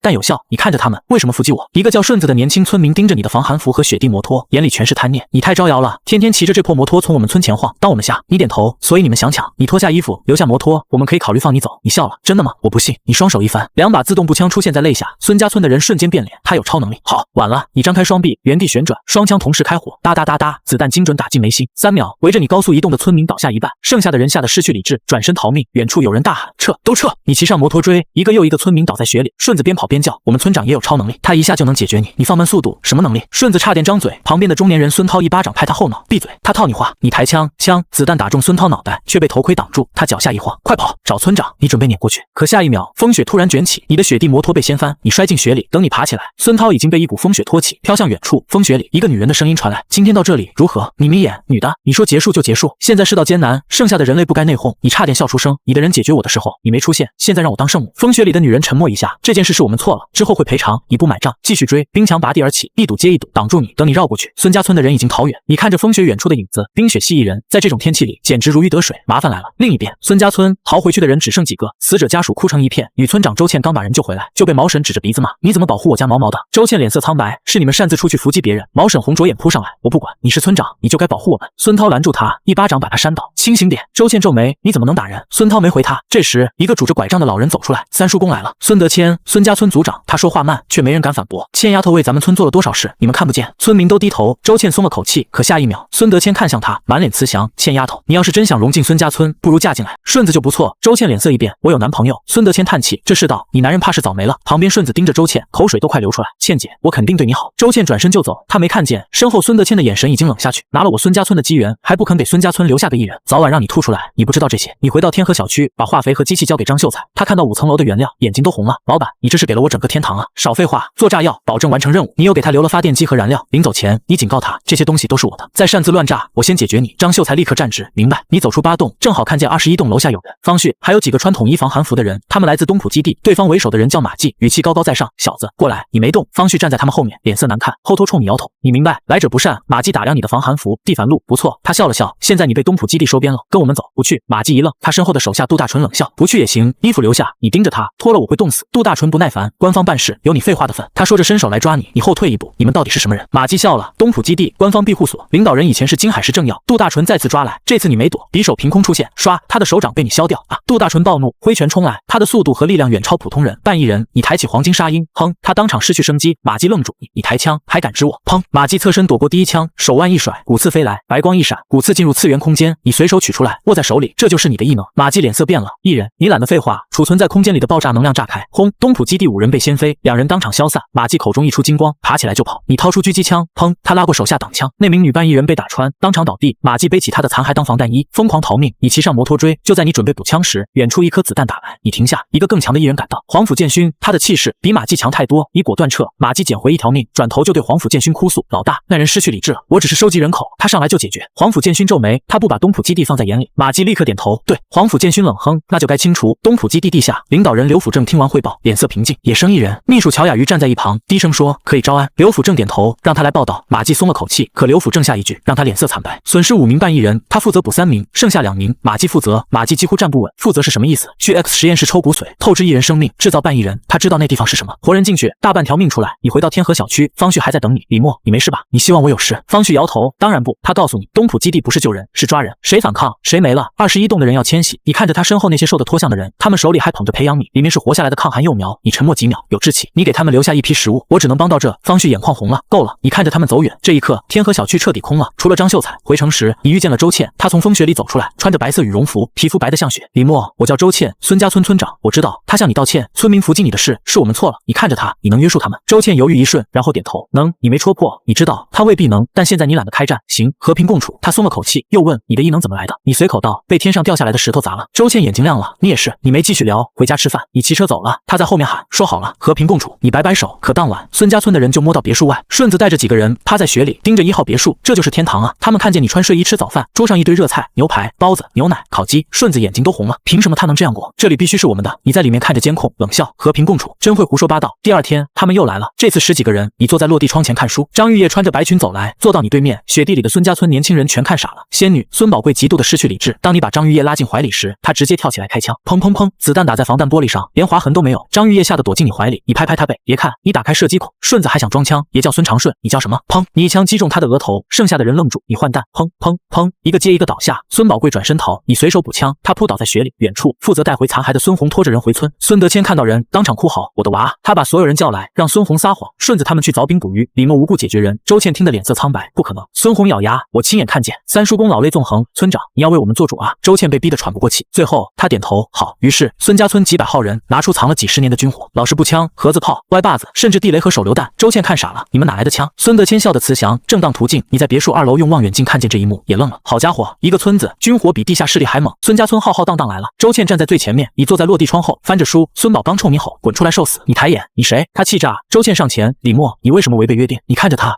你无故解决村民，你笑了，长见识了。孙家村的人立刻骂起来。周倩眼神变了，冰雪在他身边旋转，巨大的雪球凝聚，狠狠砸向别墅，轰，玻璃不动。他咬牙，迎出更坚硬的冰球，轰轰轰，别墅还是不动。孙家村的人急了，周倩，你认真点，你是不是不想出力？周倩脸色发白，他的异能消耗很大，却打不破防御。你在里面拿出烤鸡，一口咬下，外面的村民全都咽口水。凭什么他能吃肉？凭什么他住暖房？你隔着玻璃说，所以你们要抢。孙宝刚红着眼，那不然呢？你鼓掌。诚实，既然是抢，就别装受害者。孙涛命人拿出手榴弹，一排手榴弹拔掉引信，朝别墅扔来。你笑了，谢谢。响指一打，半空的手榴弹全部消失。下一秒，他们出现在孙家村人头顶，轰轰轰，火光爆开，残骸飞起，雪地一片狼藉。一轮下来，伤亡过百，活着的村民彻底崩溃，连滚带爬往回跑。周倩赶来，看见满地金色液体与残骸，脸色煞白。你太狠了！你冷冷看他，现在能和平共处了吗？他怒道，明明是你先解决人。你取出手机，用空间能力送到他面前，里面有监控，你自己看。周倩愣住，你说别只质疑我，也质疑一下你村里那些人。他没说话，拿着手机走了。你回到别墅，把还没失去生机的孙红拖进去审问，军火哪来的？孙红快不行了，你给他注射肾上腺素。他喘着气说，30多年前，孙家村人在山里发现了倭国遗留的军火库，已经搬空。你皱眉，还有别的吗？他急忙说，后山最近几年建了个现代军事基地，肯定有军火。你眼睛亮了，这才是好东西。就在这时，张玉叶从地下堡垒上来，看见状态危急的孙红，下意识蹲下检查，还行，能救。他按住穴位，指出金色液体外泄。你愣住，你干什么？救人啊！他是敌人。张玉叶也愣住，我以为你把他带回来是要治。你一拳砸在孙红心口，孙红彻底失去生机。张玉叶瞪你，你怎么这样？你看着他手法熟练，忍不住问，你不是包租婆吗？他脸一下黑了。小鱼儿过来，顺口补刀，小姨当然是包租婆啊。哦对，她还是金海医科大学客座教授，育人医院院长，外科医生。你沉默。育人医院，金海市顶级私立医院。你看向张玉叶，原来你捡到的不是普通富婆，是宝藏。当天夜里，东浦基地的人找上门，汪庭深、川强一人，他居然无声无息进了你的别墅。人工智能小天发出警报时，你压迫感瞬间爆开。你赶到客厅，看见他一半身体已经融进墙里，这就走了。汪庭深脸色一变，误会。你抓住他，硬生生从墙里扯出来，他的下半身和墙体同化，变成金属。他惨叫，别，我卡住了。你抽刀砍掉他的手臂。谁带你来的？他终于怕了。郝元，他的异能是追踪，知道名字就能找到你。你眼神一冷，追踪异能必须清除。你砍下汪庭深的头，换上装备，出门。马季、郝元、鲁莎就在外面放哨。你抬起狙击枪，第一枪击中郝元喉咙，他们惊了。你继续开枪，郝元重创，马季和鲁莎护着他逃。你追上去，爆炸能量轰出，轰，3人被炸飞。你正要补枪，黄甫建勋赶到，他挡在前方，子弹打中他，发出金属声，毫发无伤。你通过瞄准镜看见他全身呈暗金色，金刚不坏。黄甫建勋一步步走来，李默加入东浦基地，加入你岂有此理。他停住，你知道你在说什么吗？你开枪打他眼睛，他闭眼，子弹弹开，没用。他继续逼近，你把枪口转向他身后的郝元，砰，郝元当场失去生机。黄甫建勋第一次怒了，你笑，你是解决我还是救他们？他只能回身护住马季和鲁莎。东浦基地退了，但你知道事情没有结束，超级堡垒不是绝对安全。川强一人能进来，追踪一人能找到你，以后还会有更诡异的能力，你必须主动升级火力。第二天，你去找孙红说的军事基地，靠着小天检索货车司机和社交软件定位，你终于在2座山之间找到入口。003号军用物资仓库，但里面还有活人，一队战士守着基地，为首的班长刘志光脸被冻伤，身体瘦得厉害，却仍旧站得笔直，不许动。你举手，我来找物资。石长瑞举枪怒道，这是军事重地，你没有硬抢，你跟他们谈，你告诉他们外面的秩序已经崩塌，告诉他们城市没了多少人，告诉他们国家救援不会来了。他们沉默，你又说你们快饿死了。石长瑞咬牙，那也不能拿国家的东西交易。你点头，国家的东西属于谁？人民，我也是人民。石长瑞被你噎住，差点气炸。刘志光看着你，最终叹气，他们确实撑不住了，粮食没了，冻伤恶化，再守下去只会全没。你用食物和药品换走一批武器，轻机枪、重机枪、反器材狙击枪，大量弹药。你还看到仓库旁边被清理出来的金属井盖。刘志光瞬间拔枪，站住！你停下，心里却已经掀起巨浪。发射井，这里不只是仓库，还有真正的大杀器。你笑了笑，后会有期。你离开时心情很好，军需仓库你要，刘志光这批人你也要，发射井下面的东西你更要。回到别墅，你给张玉叶建实验室、显微镜、化验设备、手术器械、医疗仪器，他眼睛都亮了，这些够我研究艺人残骸了。叶有荣站在一旁，眼神有些失落。你凑过去，在他耳边低声说：“你也很能干。”他脸红，哪里？床上，他耳朵红透，低头不敢看你。与此同时，东浦基地也动了。刘辅正给你打电话，李默，我给你一个副队长的位置，你只回了2个字：糊涂，然后挂断。东浦基地办公室里空气凝固，刘辅正笑了，年轻人有意思，可他的眼神已经冷了。黄埔建勋带队出发，500名数卫队，多个艺人，一批半艺人，目标天井别墅区。更糟的是，孙家村主动投靠了东浦基地。孙涛跪在黄埔建勋面前，首长，我们孙家村都是老实本分的农民，求您替我们报仇。黄埔建勋接受了，孙家村成了前哨站。当天晚上，东浦基地驻扎进村，村民拿出粮食和冻猪肉招待，可500人一顿饭吃掉了村民10天的存粮，有人开始心疼，但三叔公还在说这是机会。晚上，更糟的事发生，数卫队有人闯进村妇家里，毛婶被折腾得满脸伤，哭着去找三叔公。三叔公只冷冷一句：些许纠缠的事，别坏了村子大计。周倩知道后彻底怒了，他操控风雪飞到营地上空出来，黄埔建勋亲自出面，表面上认错，还当场处理2名犯事士兵。周倩以为他有担当，可他不知道那只是幻象艺人葛全制造的假死。黄埔建勋盯着他离开的背影，冰雪艺人必须收进东浦基地。另一边，你已经看见东浦基地的先头部队过河，马季、鲁莎、葛全带队朝1号别墅逼近，你坐在2楼，手里还拿着书。马季站在雪地里，声音得意：李默，你的死期到了，你和尚书，你们号称正统，就这么对待人民百姓？马季冷笑：少给我扣帽子，今天你必须跪。你站起来，身后是暖光、食物、女人、堡垒，面前是风雪、军队、艺人、危机。你把反器材狙击枪架到窗前，咔嗒上膛。你笑了，那就试试。别墅前方的雪地下面，你提前布满陷阱、液弹、冰坑、钢刺、爆炸物、断路坑、绞索，还有你亲手设计的封锁区。你原本只是想防一手，没想到敌人这么快就来了。正好你看着东浦基地的先头部队一步步踏进雪原，眼神冷下去。来，都来今天这片雪地晚埋。马季站在别墅外，笑得又狂又轻浮。李默，你真天真。你坐在沙发上，脚上拖鞋，手边咖啡，屋里25度。说重点。马季指着你，正统是什么？正统就是权力。我们说什么，什么就是规矩。不是你觉得正统该是什么，是我们做什么，正统就是什么。你点头，懂了。马季笑，懂就好。你看着他，你们不是正统，你们就是一群没底线的恶徒。空气一静，马季脸一沉，随即又笑。底线也是我们定的。他说东浦基地，说他们领导以前多正派，现在多狠，多不把人命当回事。你听完没什么表情，漠视把秩序打散了，也把人逼到失去理智，但你不关心，他们带装备来针对你，那就解决。一个战士突然盯着你，皱眉，马队不对劲。马季回头，哪不对劲？那人指着别墅，他穿拖鞋。马季这才反应过来，外面零下90度，他们穿防寒服都冻得发抖，你穿单衣，踩拖鞋，喝热咖啡。马季眼睛一下红了，你怎么做到的？你晃了晃杯子，家里调到25度不就行了？所有人都沉默了，他们在基地里吃不饱，睡不暖，你在别墅里喝咖啡。马季咬牙，难怪你不肯接受招安，原来舍不得这里。你摇头，不全是，那是为什么？你看着他，因为我不跟糊涂的人混。外面那群人脸色全变了。马季怒笑，好，你会输得很难看。你喝了口咖啡，我等着。有人忍不住了，马队冲吧。马季还在犹豫，你又补了一句，别靠太近，你们几个月没洗澡了，影响我心情。这句话直接点炸了他们。进攻！马季吼出声，炸药包上去，给我把别墅炸开。你笑了，来了，你等的就是这个。先头部队踏进雪地，第一根透明鱼线被碰断，嗖，弩箭从暗处射出，击中一个战士面门，他连叫都没叫出来，倒地。下一秒，更多弩箭爆射，惊呼声连成一片，有陷阱，找掩体，别乱跑。马季挥出骨刺，挡掉2根弩箭，脸色铁青，注意脚下。他们很快发现鱼线、手雷、弓弩，有人冷笑，就这。马季拿起一颗被拆掉的手雷，冲你晃了晃。李默，还有什么招？你按下遥控器，抬头。他们下意识看天，天上什么都没有。下一秒，雪地下弹出几个铁罐，阀门打开，液弹倾泻，零下190度的寒流炸开，液弹。马季脸色大变，惊呼声立刻响起，有人脸被冻住，有人腿和地面结成一体，有人跑不动，被同伴一拉，身形直接失衡，连你都看愣了，这威力有点离谱。可对岸，黄埔建勋看着战损，脸色阴沉。马季，你在干什么？马季终于慌了，撤！队伍开始后撤。你站起来，不用等大部队了，现在就开始吧。你打开玻璃孔，架出 DP 轻机枪，哒哒哒哒，子弹倾泻，雪地上金色光点炸开，普通战士成片倒下，只有几个艺人靠速度逃开。黄埔建勋冲到别墅前，身体变成暗金色，声音像金属摩擦。李默，明天正式开战。你看着他，等你。他带着残兵离开，但你没有放松，你拖出一根管子，对着空雪地打开开关，异味喷涌。你手段真损啊！空气里突然响起惊呼，葛全现身，满身狼狈，幻象异能崩溃。你笑出声，躲得挺好，就是味道大。葛全气到失去理智，我要解决你。你摆手，现在不跟你打，你太有压制力了。葛全情绪失控，说得很难听，却只能撤退。孙家村那边，三叔公和村民看呆了，他们震惊的不是东浦基地惨败，而是对方竟然有4个艺人。三叔公眼睛发亮，要是能给咱村留下特殊体质。孙涛一愣，三叔公，这不合规矩。三叔公拄着拐杖，为了村子，规矩可以改。于是孙家村又一次做出荒唐决定，他们献出粮食招待东浦基地残兵，又试图让村里女人去接近那些艺人和战士。有女人抗拒，有男人愤怒，但没人敢违抗三叔公。数卫队的人吃着村民舍不得吃的肉，还动手欺负人。孙柱子摔了勺子，被一脚踹倒。凭什么？战士冷笑，凭我们是东浦基地。夜里，村子乱了，哭声、骂声、求救声从一间兵屋里传出来。周倩得知消息，整个人崩溃。她为孙家村建兵屋，找资源，挡外敌，换来的却是愚昧、利用、背弃。有人还敲她的门，姑娘，今晚我来找你。周倩抬手，寒气爆发，门外那人被冻成冰雕。这是她第一次击败他人，她看着自己的手，沉默很久。另一边，毛婶孙霞琴被马季等人折磨到失去生机，她最后竟然松了一口气，苦难终于结束。你对此一无所知，你在1号别墅泡澡，热水、灯光、安静，外面的世界像深渊，你这里像另一个世界。张玉叶、叶有荣、小鱼儿都在地下堡垒，你交代他们，明天大战，别上来。张玉叶去了实验室，他想研究艺人残骸，帮你变强。叶有荣容主动问我能帮忙吗？张玉叶笑，正缺助手。这一晚你睡得很沉。第二天你被爆炸声吵醒，智能管家小天提醒警告，别墅遭遇炮弹打击。你掀开被子，怒气上来，这么早开炮，有没有公德心？你穿着睡衣上楼。河对岸，黄埔建勋带着东浦基地大部队来了，500多名数卫队，炮筒、火箭筒、炸药包全都摆开。黄埔建勋站在队伍前，李默，我代表东浦基地审判你。你掏了掏耳朵，审判我，你有罪。你笑了，那我代表淮南牛肉汤和南方小土豆击败你。说完，你掏出玩具枪，丢丢。数卫队一片错愕。黄埔建勋脸黑，进攻。侦察组排查陷阱，他们找出地雷、弩箭、液弹罐。黄埔建勋冷声，你还有什么手段？你拿着玩具枪继续 bio， 炮兵出列，10发炮弹轰向别墅墙体，外层建筑裂开，里面露出透明防弹结构。马季瞪大眼，整栋别墅都是防弹的。你没解释，他们继续炮轰，你悄悄用异能收走一部分爆炸能量。黄埔建勋察觉不对，改用枪械齐射，几百把枪同时开火。小天提醒，损坏程度0.000001，你放心了。接着爆破组搬出1吨炸药，你脸色终于认真，这个不能赌。你站起来，告诉你们一个秘密，所有人看向你，你们一直站在陷阱上。你按下遥控器，轰，爆炸不大，但雪地塌了，几十米范围突然陷落，一半数卫队掉进大坑，坑壁全是冰，下面埋着烟雾弹、铝热剂、液弹、浓硫酸、农药。你再按一次，混乱开场，浓烟冲天，火光爆裂，液弹飞溅，酸液扩散，惊呼声从坑底炸出来。黄埔建勋怒吼，李默，你坐在别墅里吃薯片。好戏开始，黄埔建勋化成金属人，跳出大坑，落地时雪地震动，我要你付出代价。一架起重机枪，排队，哒哒哒哒，重机枪咆哮，普通战士被击退，但一人也扛不住，一人仓皇躲避。马季一只手受损，惊呼着躲开。你打完整条弹链，手臂发麻，却笑得痛快，爽。火力不足才会恐惧。黄埔建勋心在低精液，东浦基地半支数卫队几乎被你打废，他怒到极点，飞身撞向别墅，轰！别墅震动，小天提示损坏上升。黄埔建勋一拳砸防弹层，竟然砸出裂纹。你脸色一沉，换上巴雷特。黄埔建勋冷笑，第二阶段的异人不是普通热武器能解决的。你抓住关键词，第二阶段。他不答，冲向你，你开枪，轰！巴雷特命中，黄埔建勋倒飞出去，你连续射击，把他打出上百米。他爬起来，嘴角溢出金色液体，你皱眉，本源都是金属。黄埔建勋受伤，却没陨落，他再次冲来，你先用爆炸能量把他轰上半空，再用巴雷特连续打同一个位置，1枪、2枪、3枪，他的胸口终于被贯穿，可他还是撑着。最后，他看着你，艰难说：“撤！”幸存者开始撤退，葛全用幻象遮蔽众人，你追击失败，只能放弃。东浦基地大败，你看着满地残骸，打了个哈欠，回笼觉，然后回屋睡觉。孙家村的人全看傻了，军队败了，三叔公，我们完了吧？三叔公坐在冰屋里，终于慌了，他后悔了，早知道李默这么强，当初就不该招惹。可他还没彻底死心，他让孙涛去找东浦基地要粮食。孙大长刚提一句粮食，被马季一根骨刺击中，孙涛吓得发抖，只能改口，粮食不要了，但请你们帮个忙，制服周倩，让他给孙家村留下一人本源。马季等人笑出了声，黄埔建勋却答应了，可他不是要帮孙家村，他转身就去见周倩，你们村的人让我们把你抓起来，给他们繁衍一人后代。周倩听完，脸色惨白，他已经失望过很多次，但这一次彻底死心。黄埔建勋扯开军大衣，露出金属身体。周倩，你不属于他们，我们才是同类。周倩沉默很久，我加入东浦基地。黄埔建勋笑了，失之东隅，收之桑榆。你一觉睡到下午，醒来后，你照镜子，发现自己眉眼更冷，戾气更重。你吃饭时问张玉叶，我是不是变了？张玉叶看你一眼，像刚降温那会儿，气场重。饭后，他带你去实验室，他已经研究了穿墙艺人，显微镜下，他给你看染色体，艺人的 X 染色体是金色的。你盯着屏幕，神之碎片改变了基因。张玉叶摇头，更像是促进进化。接着，他调出你的样本，你愣住，你的 X 和 Y 染色体都是金色，比普通艺人多一条。张玉叶看着你，小弟弟，你有秘密。你想起自己重生的事，但没说。他又给你看叶有容和自己的样本，两人的 X 染色体有一半变成金色，我们也在进化。你震惊，为什么？张玉叶打开另一组数据，你的精华液体里带着金色能量。他脸红了一下，但语气认真。你能让身边女人进化，你沉默。这一能比你想象的更复杂。随后，你发现与叶有容亲近会让戾气变重，与张玉叶亲近会让戾气平复。你们推测不出答案，只能继续研究。这一夜，你和张玉叶关系更进一步。他第一次认真对你说：“我也爱你，我的男人。”你抱着他，心里第一次有了明确目标，不只是活，你要他们都活，不老不息，永远在你身边。另一边，东浦基地，周倩被带去见刘辅正，刘辅正欢迎他，任命他为队长。等周倩离开，他的笑容消失。黄埔建勋、马季等人站在办公室里，没人敢说话。刘辅正摔了杯子，你们一支军队打不过一个人。随后，他下令：第一，彻查李默所有资料；第二，马季去 X 实验室用骨髓制造半异人；第三，扩充异人与半异人。他拿出7颗神智碎片，智商1颗，制造半异人1颗，剩下5颗，培养5名异人。黄埔建勋敬礼。是。刘辅正眼里全是寒意。我要李默出局。你接到刘辅正电话，他笑得很和气。小哥，我们东浦基地投降了。你直接不信，有时说是，他赔礼示弱，说愿意赔偿。你挂断后反而更警惕。笑谬。你决定主动进攻，先去003军用仓库补弹药。路过孙家村时，你故意轰着雪地摩托飞驰而过，村民吓得四处逃。你笑，现在怎么不嚣张了？到了003仓库，你给战士们带肉、烟、火锅。刘志光还保持警惕，石长瑞却很快和你混手。你用物资交换弹药，又打听发射井，刘志光拒绝。你提出神之碎片、物资、车辆，他仍拒绝，甚至拿枪顶自己太阳穴。我的命令是守卫这里，你没有逼他。行，以后再说。你又让石长瑞帮你易容，他把你画成一个沧桑中年人。你化名马邦德，潜入东浦基地 F 区，你被带去蹬自行车发电，几百人瘦得不成样子，还要完成每日指标，完不成没饭吃，饭是黑色蛋白块。张秀才认出你，老板，你惊了，这都能认出来？他笑，老板的神韵太明显。他告诉你基地结构 ：F 区劳工区、D 区工作人员、C 区数卫队、B 区一人与半一人、A 区领导人，还有传说中的 X 区。他还告诉你蛋白块是虫类做的，你差点反胃，离我远点。随后，周倩来到 F 区调查，你趁机伪装成劳工，向他揭露东浦基地，这里不是官方基地，是深渊。你告诉他 F 区被压榨，人被送去实验，食物是虫类制品。张秀才配合，把蛋白块递给他。周倩吃了一口，然后听到真相，弯腰狂吐。他对东浦基地的信任开始崩塌，你当天离开基地，留下炸药和通讯器给张秀才，计划里应外合炸掉东浦。刘辅正查你资料，他发现你降温前大量囤货，租下新浦国际物流园仓库，订单异常。他又联想到你的空间异能，物流园消失是你干的。他给你打电话，你装傻，什么物流园？他试探你编了一个神秘人指使的故事，同时让小天伪造证据。刘辅正半信半疑，派中舰彻查监控，整个基地通宵筛查。F 区工作量暴增，有人反抗，被当场制服，残骸被送去 X 实验室，那里关着一团黑色怪物黑太岁，他吞噬本源，他的金色能量可以制造半异人。张秀才主动报名实验，他被注入黑太岁本源之力，痛到抽搐，却硬生生扛了下来。中舰终于找到视频，画面里以其巡逻车进入物流园，一边收仓库一边笑，我的都是我的。刘辅正看完脸色涨红，他被你耍了。李默，他怒到失态，却很快冷静。他再次给你打电话，这次他先讲京海5大势力：东浦基地、天狼星安保、田凤避难所、第10人民医院势力、红莲教，然后提出结盟，你拒绝。他终于摊牌，把新浦国际物流园的物资吐出一半。你心里一震，但你没有服软，有本事来拿。挂断电话，你立刻去003仓库要更多炸药，发射井仍拿不到，你只能带走炸药包和弹药。与此同时，东浦基地新一批艺人诞生，飞行、激光、音波、巨拳、隐身。刘辅正还控制住这些新人，让他们无法违抗自己。东浦基地实力暴涨，张秀才成为半异人后被安排进 B 区，他一边装忠诚，一边开始布置炸药。他按建筑结构找节点，把炸弹放在 C 区 B 区关键位置。路上有人盘问，他直接给对方一巴掌，我是 B 区的人，有意见没人敢查。接着他找到周倩，他带周倩去 X 区，周倩亲眼看见黑太岁吞噬本源，脸色彻底冷了。他们怎么敢？张秀才趁机动手，他制服守卫，开牢笼，扑上去咬黑太岁。黑太岁被他咬得惊叫，逃出牢笼。周倩冻结实验人员，东浦基地内部开始失控。你来到政务大楼外，拿到遥控器，但你不会用。你看见一个红色按钮，开机键，你按下去，轰！东浦基地 C 区直接炸了。你愣住，这么草率，但既然炸了，就干。你架起重机枪堵住基地出口。基地内部 C 区军营乱成深渊，数卫队损失惨重，艺人和半艺人也被炸倒一片。F 区劳工趁机暴动，冲进地区，制服人，抢食，复仇。黄埔建勋集合残余艺人与半艺人，先镇压暴民，再冲向出口。他们刚进通道，你开火，哒哒哒，通道没有掩体，半艺人被成片打倒。黄埔建勋用金属身体硬扛，护着人后撤。飞行艺人上人一试图从上方突袭你，你用爆炸能量把他轰上天，再用巴雷特击中他的要害。东浦基地众人终于冲出出口，把你包围。马季冷笑，跪下，你看着他，你算老几？他失去理智一样冲来，你用鲁沙的腐蚀液反泼过去。马季惊呼，整张脸被腐蚀。东浦众人脸色全变，激光、音波、腐蚀、骨刺全被你用空间收走，再反弹回去。黄埔建勋看出问题，我来对付李默，你们对付那2个叛徒。张秀才和周倩赶到，老板，周倩风雪展开，挡住敌人。黄埔建勋亲自攻你，他的拳头是纯物理攻击，空间无法反弹，以防的吃力。为了救周倩，你被他一拳打飞，气息萎靡，口中溢出金光倒地。周倩急了，冰雪异能爆发，大片半艺人被冻成冰雕。你掏出神之碎片，吸收能量，伤势迅速恢复。外挂真好用。黄埔建勋脸色沉了，你再次迎上去，这一次你把之前收走的异能全部打回他身上。音波贯耳，激光灼胸，骨刺熄灭，腐蚀液浇头。黄埔建勋第一次惊呼，你在压缩爆炸能量，塞进他嘴里，轰！他体内爆开，金属身体裂成无数残片。最后他盯着你，我不会放过你。你冷笑，那就再来一次。黄埔建勋陨落后，残片里掉出一枚金属状能量核心，你捡起来爆装备了。你猜测这可能和异能第2阶段有关。剩余鲁沙、杨泰投降，你让他们先清除残余半艺人，交投名状，他们照做，然后你让他们攻击自己，把腐蚀液和激光冲进次元空间，等他们力竭，你举起巴雷特，充电宝用完了，2枪全拿下。东浦基地基本崩了。